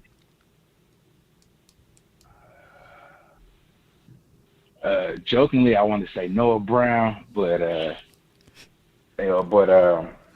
I might say he's the hope factor. Hey, Noah Brown is the hope factor. Noah Brown is the hope factor. I hope that Noah Brown can let us be like, y'all been putting dirt all over my name. I'm just going to be like the Anthony Brown 2.0. He's going to give us some solid plays. And look, we've been trying to get rid of look. If guys are smart, you know what they'll do? They'll change their last name to Brown. So they have for sure be a place on the roster for them. Man, because campaign for Anthony Brown. We need another corner, but that's a whole different story. No doubt, man. Yeah, I say, Parson he has to show up. He showed us what he can do last year. Now, can he run through that rookie wall? That second year wall. And become great. No doubt, man. If he can be consistent, like if he can pick up what he left off last season, this season, our defense is gonna be solid. Dak is gonna control the offense, and I hope he can take command of the offense. So if Kellen Moore calls a play and he doesn't like it, change the play, bro. Change the play. That's what I hope That's what I hope Dak, develop into. He was like, nah, we ain't running that. We're gonna run this. Shoot, it's his 7th year, so there's no excuses for my guy Rain Dakota Prescott. 7th season. Exactly. Shoot, you better change up the play for what you want. You the quarterback.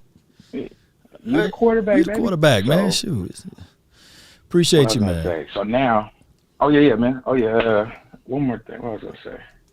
We winning the Super Bowl. Cowboys and go Dallas. Yeah. We always win the Super Bowl every year, dude. Every year we win the Super Bowl. I don't care what nobody says. Appreciate you, man. Indeed, Law. Let's go, man. Appreciate you, man. Yeah, we winning the Super Bowl. Yeah. All right, so it was a good call from him. I got the 918. You're live.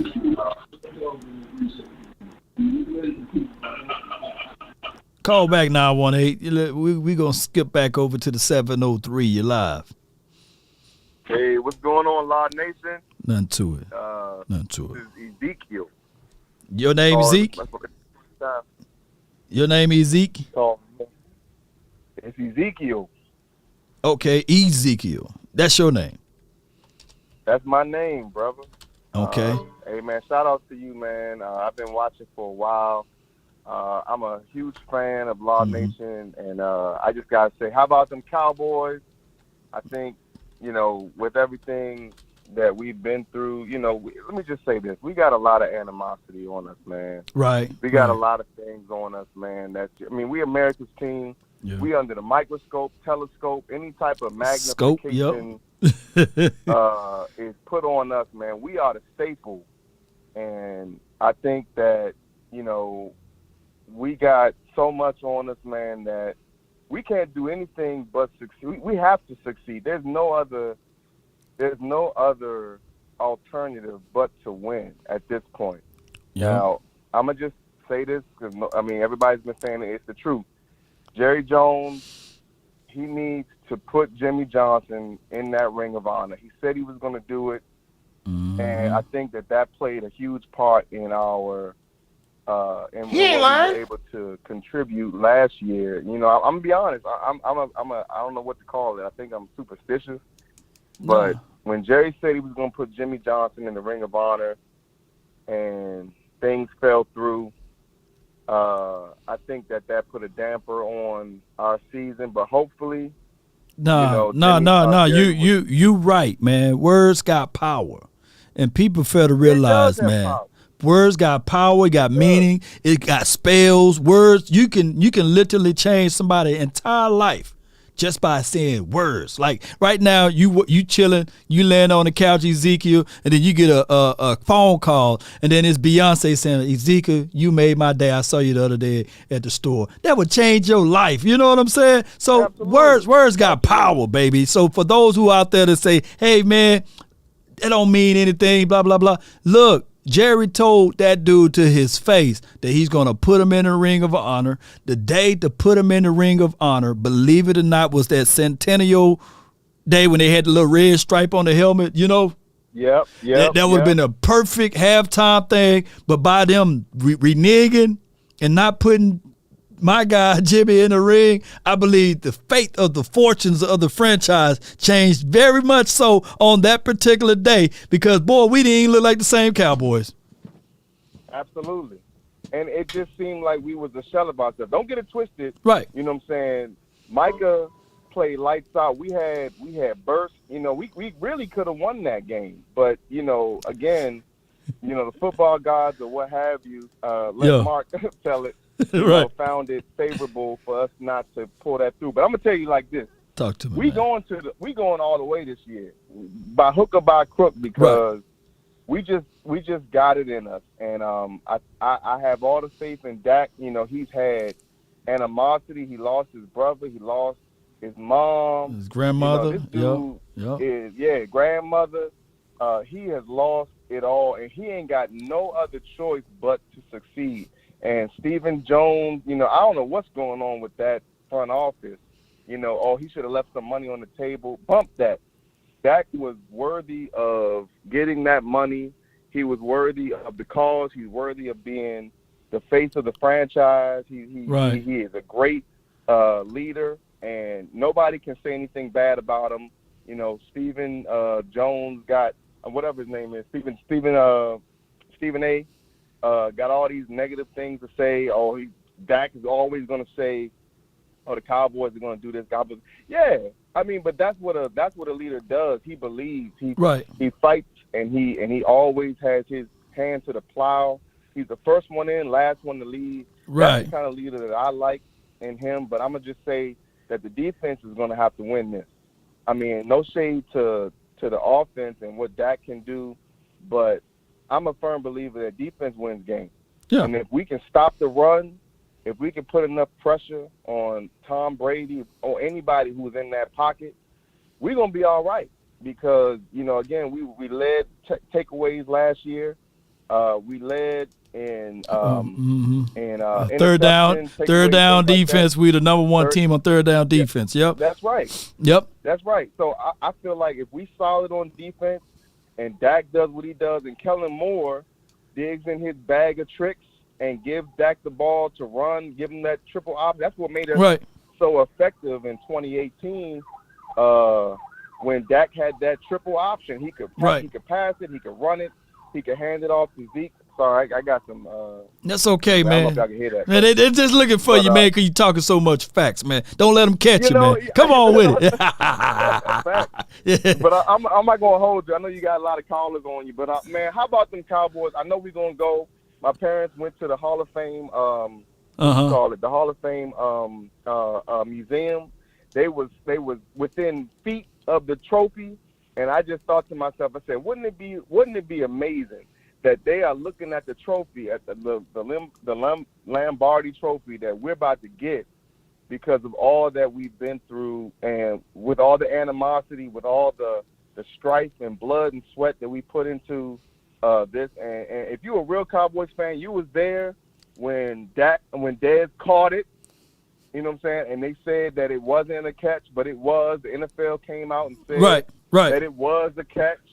You know what I'm saying? It will forever be known to be a catch, and I'm standing by it. But we're not going to listen. If we can put these games away without relying on the fourth quarter to determine that, I think that we're going to go all the way, Law. And again, I appreciate you and all that that you put into it.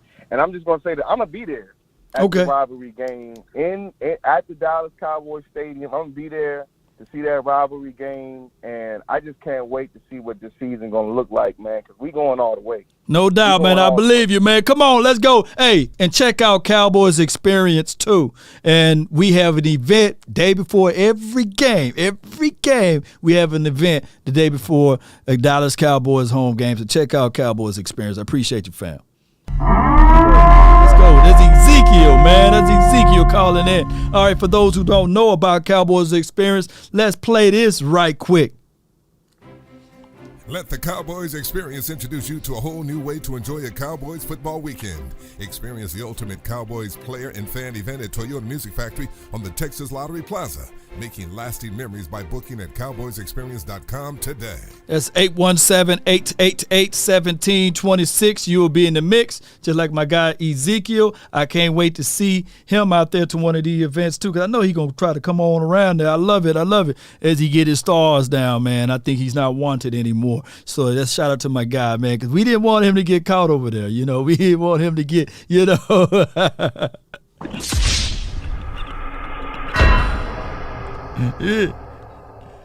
We didn't want him to get wasted, baby. Y'all know what I'm talking about. GTA.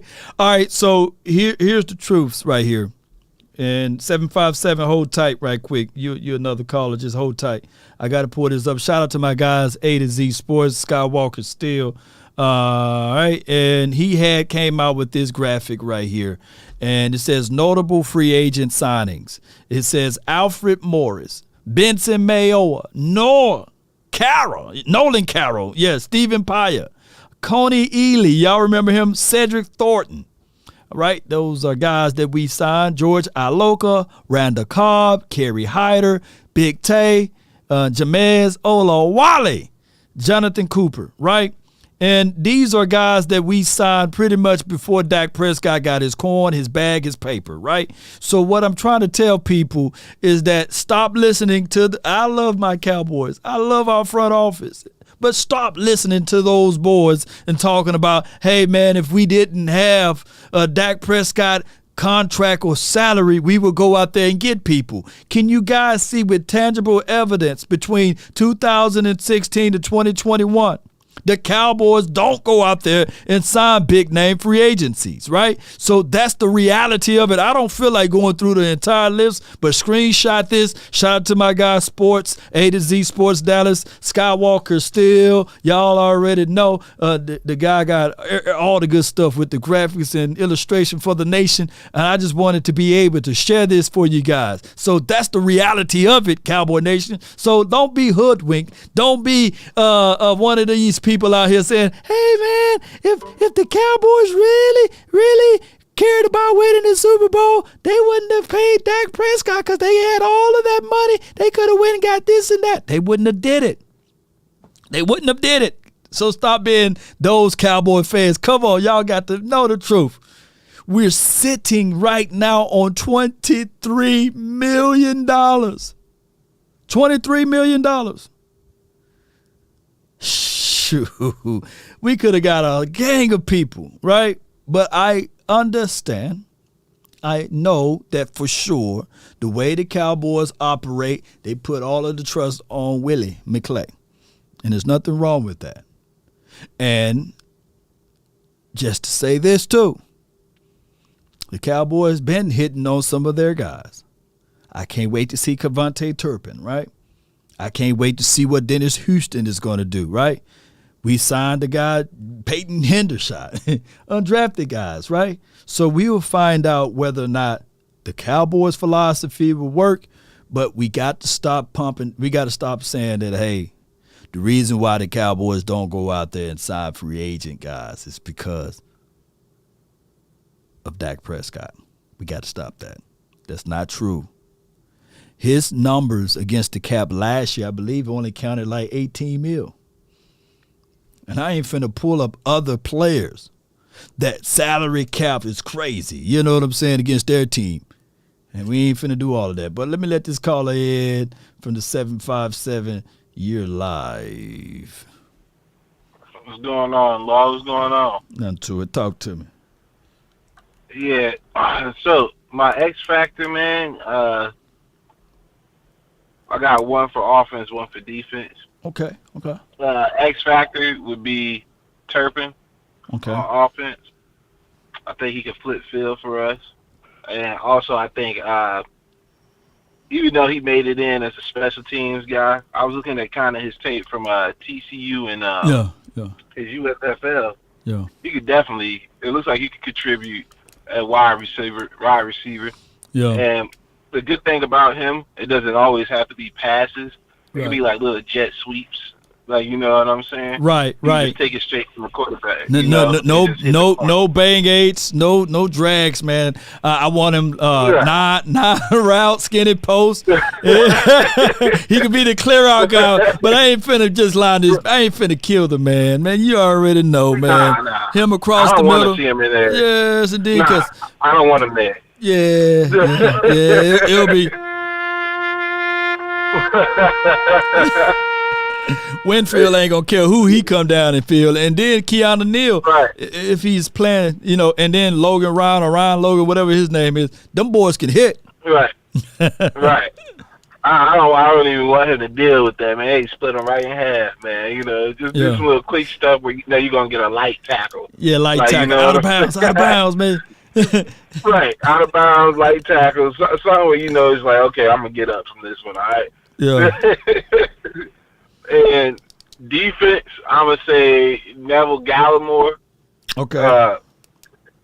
Because that O line for the Bucks up the middle is kind of weak. So we could definitely have Neville Gallimore, and I'm not even saying he got to get most of the pressure. You already know we're going to send the real X factor, which is Micah Parsons. Right. Probably through most of those gaps. But Neville Gallimore can be used to, create space for Micah to get through. And, of course, he's going to want to eat, too. So, of course, he's going to want to get his as well. So, I like what we brought to the table this season. I like what we got brought to the table this season. I mean, it's all or nothing, man. Literally, it's all or nothing on Dak Prescott. He was the only wide receiver. I mean, he's the only quarterback that was on the roster, right? Until they gonna elevate either Cooper Rush or Will Greer or what have you. I think it's Cooper Rush, right? So I mean, they really believe in pushing everything in the center of the table and saying, okay, Dak, make it happen, man, with your $40 million self. You know what I'm saying? So he got to make it happen. I'm with that. All or nothing. I like Dak. I think Dak, you know what? One thing that I noticed about Dak last year, I mean, he took some risks, but he wasn't playing as if it was like, he was playing for that contract no more. I could tell he was making a little bit better decisions. Yeah. He wasn't trying to fit it into, like, triple coverages like that, like he was the year before. Right. He would take his check down last year. You know what I'm saying? So I think he has a good idea of what he needs to do. I think he's been practicing with these boys, so he knows their strengths and weaknesses. We ain't got to really worry about him trying to do too much hero ball if it doesn't call for it. I think he's going to read his defense and stop thinking Dak can't read defenses. Dak can read plenty of defenses. You don't go 37-10 and you can't read defenses. Okay, 38. We ain't gonna shortchange the man rushing touchdown. they be trying to shortchange that man. I said, no, man, put that one more touchdown on there. I can give him penny short, man. Yeah, I'll give him penny short. But it's just things like that. I be hearing some crazy stuff, man. These guys, I don't think Dak could do this. I don't think Dak could do that, man. I still haven't heard anybody's plan on replacing Dak yet. I don't know who you going to bring in and replace Dak at this time. Man, so we're going to ride with this guy. You better hush because you already know you got them tapping right now. Right. Tony Romo, baby. They still talk about Tony, man. Somebody probably on this line probably thinking that we should have got Baker Mayfield while he was out there on the market, man. Yeah. Somebody probably like, man, we should have got Bake to come get this guy Dak up out of here. Like, nah, man. Low key. I can't wait to see Baker Mayfield week 1 against the Browns. You know, he already. Revenge game. Yeah, he already said he gonna F him up, and I'm just sitting there like Myles Garrett's like, what'd you say? He tried to lie too. He tried to lie, talk about he ain't say that. I don't think old girl made that. I don't see where her game would be just to make that up either. Like, you know what I'm saying? Oh my like, God, oh, man, Cynthia. She done put that man in the blender because she said it's a private conversation. Like, chick, you said it's a private conversation. Why everybody know about it, you know? Right. He definitely said don't. He probably said don't say that to nobody. Don't say that. He definitely said that. Look, this is what he said. This is what he said. Hey, don't say this to nobody, but we gonna F them up, man. We gonna boys up. They got rid of me. They said it, and she said okay. And then the first thing she said, Baker Mayfield. Right. That's the last interview with Baker. His song coming out of the tunnel need to be like, "Stay loyal." He need to be playing Chris Brown because she put that dude. She put a target. She put a target on. I can't wait to watch the Cleveland Browns versus the Panthers now because I can't wait to see what Baker gonna do. It's gonna be crazy, man. Especially Myles Garrett. Oh yeah. Oh my gosh, Myles Garrett is gonna be coming to break Baker. It's gonna be bad for Baker. I'm sorry, man. Yeah. I don't believe it. I know he got a little revenge, but Myles, I don't know who on that O-line for Carolina like that. I don't know if they can handle Myles, man. Myles Garrett. Oh Lord. That's a big mofo right there. Straight up. Indeed, dog. No doubt, man. That's but a big mug. That's what's it, man. What else you got, man, before I let you roll, man? No, that was it, bro. That was it. All right, bro. All right, man. I appreciate you for calling in, fam. You want to be wild with it? Give me your prediction, or you good? It's too soon. Oh, man, I'll give you a prediction. Oh, you talking about for game 1? Game 1, right? I'm writing it down now. Oh, I got 26-20. I think it's going to be once again, I think Turpin is going to help us out.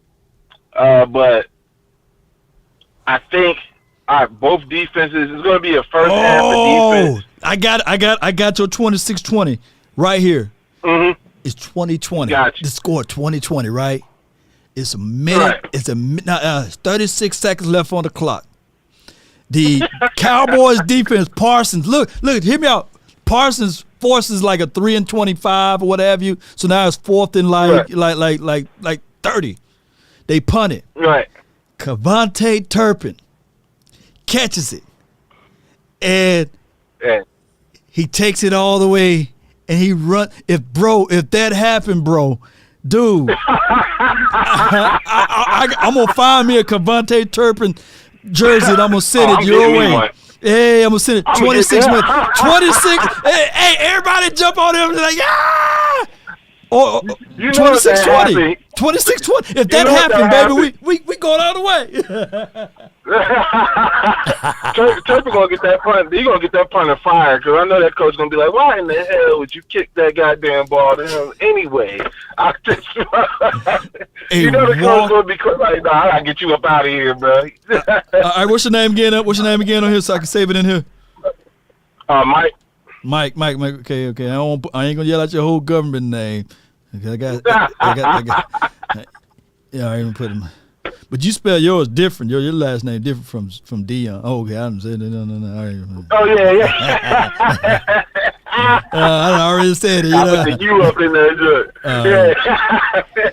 No, it's kind of weird though, man. Because when people spell law with the U, it's like, nah, man. How you gonna spell Lawrence with the U, man? Come on, man. You gotta get the W. I ain't never. You know? Yo. Who in the hell trying to do that? Yeah, man. I've never seen a Lawrence with a U, bro. No, that's what boy. That's what Morpheus. What's his name? What's his real name? Fishburne. Lawrence Fishburne. He spelled his Lawrence name. Fishburne. Yeah, he spelled it with a U. I never realized that. He would have had even more of a successful career if Lawrence Fishburne was spelled L-A-W instead of L-A-U, whatever however he spelled his. Wow. Yeah, I swear to God, I never noticed that. You never knew. Man, I appreciate you so much for calling in, man, Mike. Yes, sir. That's a good call from here, man. I imagine. All right, bro. All right, bro. How about the Cowboys, man? A bit like Alice. Yes, and how about them, baby? Tumbling down the rabbit hole. That doggone Lawrence. Again. That boy said again. Again. We had too much fun today, man. I appreciate y'all so much, man. Got him! Appreciate y'all so much, man. All right, so the Jason Peters, for those who said, hey, Law, what's the storyline with Jason Peters? You know, I truly believe he's signed already.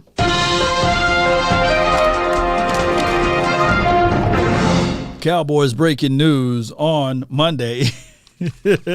Jason Peters will be signed with the Cowboys, and I know Monday is a holiday, but I truly believe the Cowboys are open on Thanksgivings, right? They open on New Year's, Christmas, Hanukkah. You know, they open on all of the days, man. You know, if it's any day they open on, right? So it may just be with the formalities on Tuesday, though.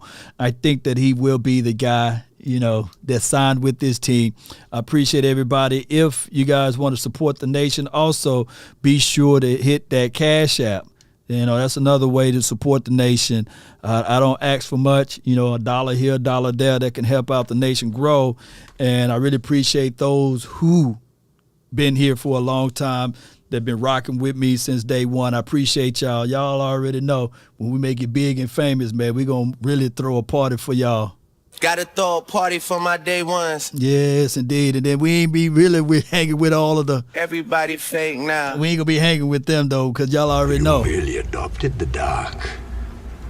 I was born in it. Yes, indeed, Cowboy Nation. So as lights about to turn off over here, let me read through all of the people who supported with the Super Chat. I really thank y'all so much for being patient with me. Sadiq with Charles says, how about them Cowboys? I think he is signed as well. Law, appreciate you, Sadiq. Well, I think he is, right? And there's some other reports out there that he's dealing with some things financially.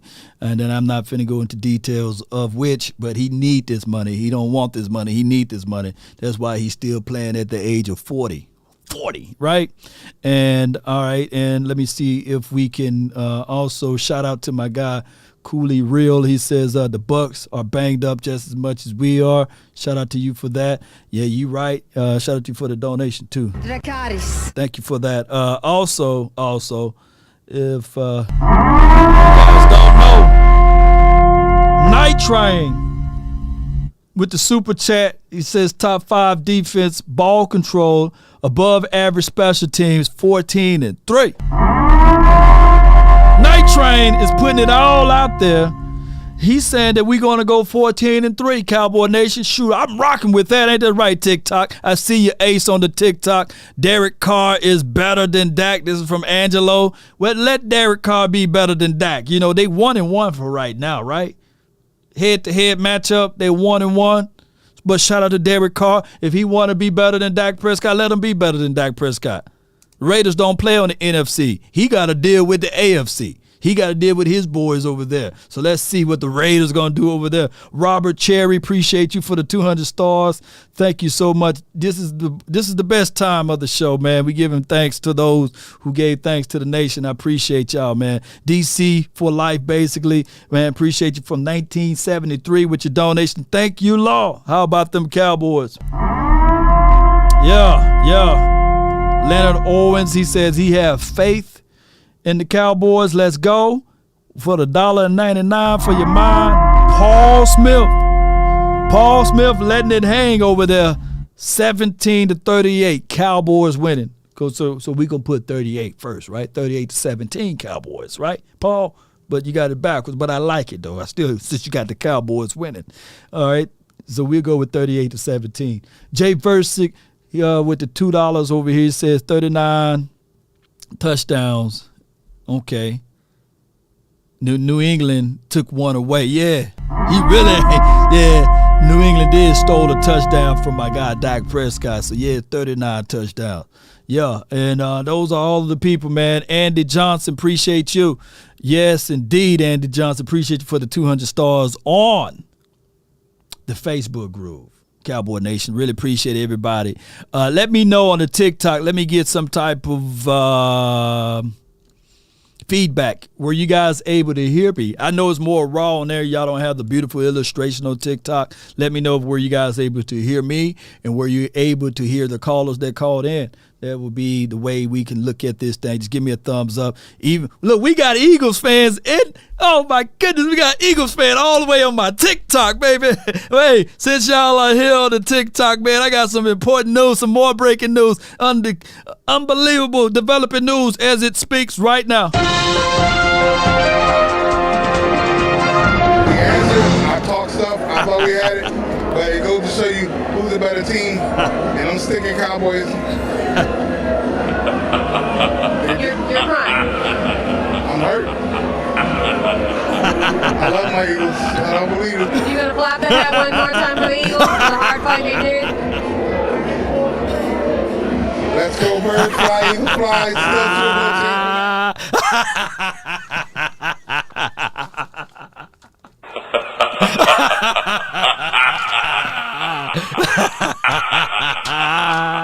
Yeah, baby, the blue. You know, Monty Crew, man. The Monty Crew that made it over to the TikTok till you stop, till you can't stop. The TikTok, man. I appreciate you, Monties. Look, shout out to the Monty Crews because I believe a third of my channel is Eagles fans, right? Y'all come over here, y'all talk stuff, y'all bang around with the cry Eagles cry. Excuse me, let me give y'all the full. The fly Eagles fly to the land of no victories. The last time y'all beat us was in 2020. The pandemic was still going on, and we had Benjamin Anthony Danucci, and y'all struggle to beat him. But shout out to y'all, man, so much, man. Oh, he said, I'm hurt. Hey, man, my Cowboys, man, I've been talking so much noise, man. Y'all better deliver now. Again. Y'all better deliver, cause y'all Eagles. You won't break my soul. But y'all know I've got balls of steel. So all the Eagles fans, y'all already know I'm ready because we already locked in. We locked in over here, and the Eagles, y'all know, suck. Open wide, cause y'all love that big D. Y'all love that big D, baby. Appreciate everybody, man. So y'all were able to hear me and everything. And it don't matter how many playoff. Look, every time an Eagle fan they claim to fame is, hey, how many playoff wins I got in the last 20 years? Well, y'all still haven't caught up with us. They still looking up. They got so much neck muscles that it look like stomach muscles on their neck because they looking up. You see, have you ever noticed everybody else got a little pride in their organization? The Washington team, they know how to chill and kick back and just relax. The Giants, they know how to kick back, just relax, you know. But the Eagles fans, the team that's on the bottom, doing all of the talking because they look it up. They look it up to the Washington. They need to catch up with them first because I believe that 3 is more than 1 and the Washington got more rings than them. I believe the Giants got more rings than them. But the Eagles, they do a lot of talking. It is what it is. But they know daddy is home. And the youngest team in the NFC East are, you already know, the Dallas Cowboys. And with that being said, everybody else had to move out the way because they know greatness entered the room. We've been on a years since 1995-96 vacation mode. And the other teams in this division still haven't caught up. It's crazy. But that's the reality of it. Write this down, Cowboy Nation. They say when you're up against your struggles, meet it squarely face to face. Lift your chin, set your shoulders, plant your feet, and take a brace. And when it's vain to try to dodge it, do the best that you can do. You may fall, you may conquer, see it through. Black may be the clouds about you and your future may seem grim. But don't let your nerve desert you, keep yourself in fight and trim. If worse is bound to happen, in spite of all that you do, Don't be like the Eagles and cry. Eagles cry. But be a man. Stand tall and see it through. Right? Even Hope may then sit with this. Understand that you're facing what other legends have met. Troy Aikman, Roger Staubach,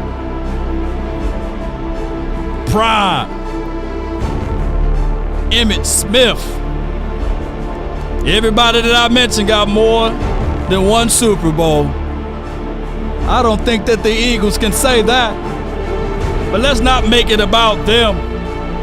If you want a thing bad enough to go out there and fight for it, to work day and night for it, to give up your time and your peace and your sleep for it, if all of your desires of it makes you quite mad enough that you don't get tired of it, and it makes you hold all other things tawdry and cheap, if life itself seems empty and useless without it, and all that you scheme and dream is about it, if you'll gladly go out there and sweat for it, fret for it, and plan for it, and lose all terror of your mind for it, if you would just simply go after the thing you want with all of your capacity, strength and sagacity, with faith, hope, and confidence, and stern pertinacity. If neither cold poverty or famish or fame or sickness of body or brain can turn you away from the thing you want.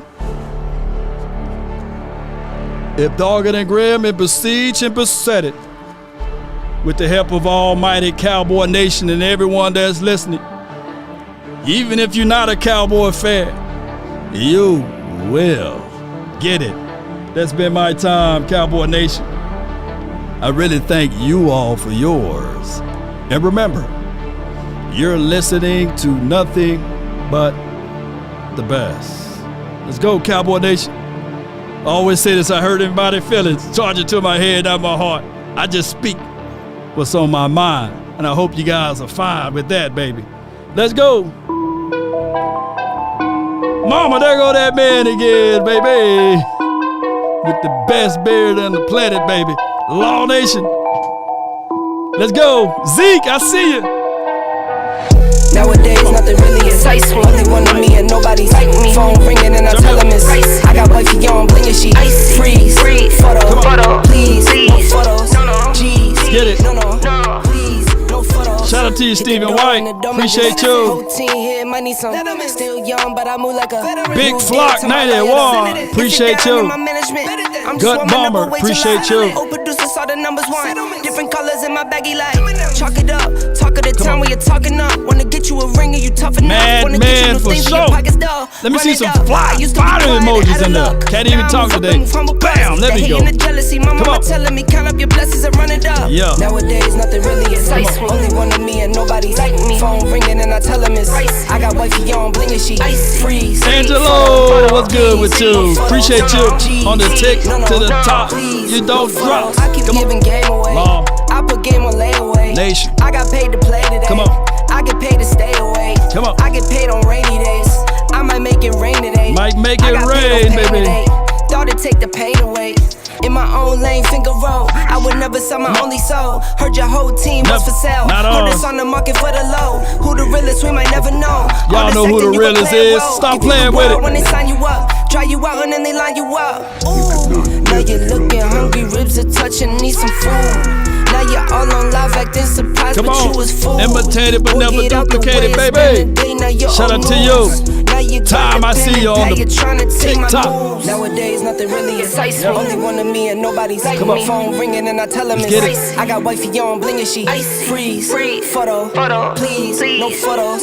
Jeez. No, please. No photos. Nowadays nothing really excites me. Only one of me and nobody's like me. Phone ringing and I tell him it's I got wifey on bling and she freeze. Photo, please. No photos.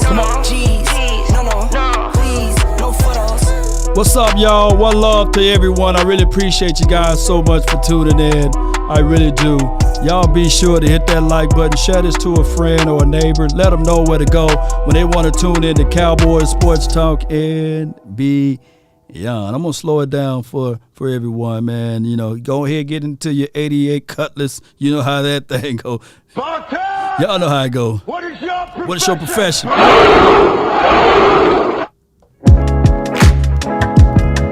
Come on. Appreciate y'all, man. Sharing is caring. Smash the like button. That's the only time I'm gonna beg, baby. Ain't no party like a cowboy party. Jimenez, appreciate you. Let's get it. Come on. We up. Bow. Take a drag of my cigarette. Breathe me out. Breathe you in. Again. Yeah. Take a bite of my burger, babe. Save the last bite for you. And you. For you. Ooh. Don't let the street lights hit you all alone. Don't let them hit you, baby. You know it's dangerous. Y'all already know how it goes. Now, so the cocaine's happening. When does that crack come into play for you?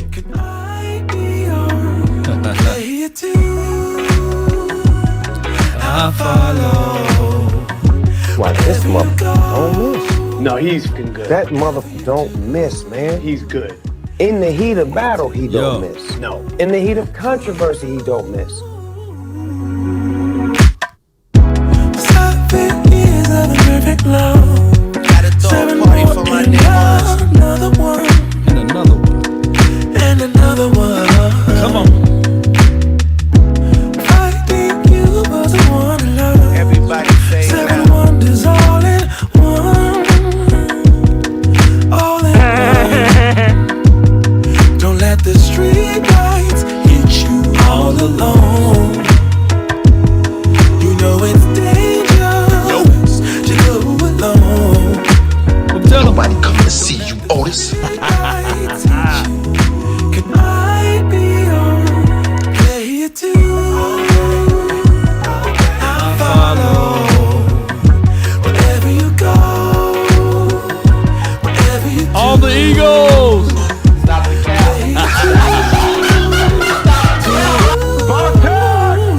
What is your profession? Then forever doesn't feel that far. So far, so far. If a paper crane can fly, then forever doesn't feel that far. So far. Be safe, y'all. so One love. far. Come on. If a paper crane can fly, fly on, fly on, fly on, fly on, fly on.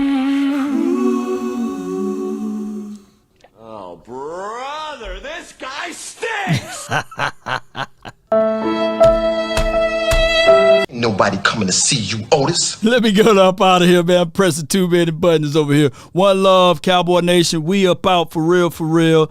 Be sure to tell a friend or a neighbor where to go when they want to tune in to Cowboys Sports Talk and beyond. Salute. You have to be your biggest fan. And when things are really tough and they're really rough and nothing's working, but there's something inside of you that says, I just have to follow that. Because you don't know who you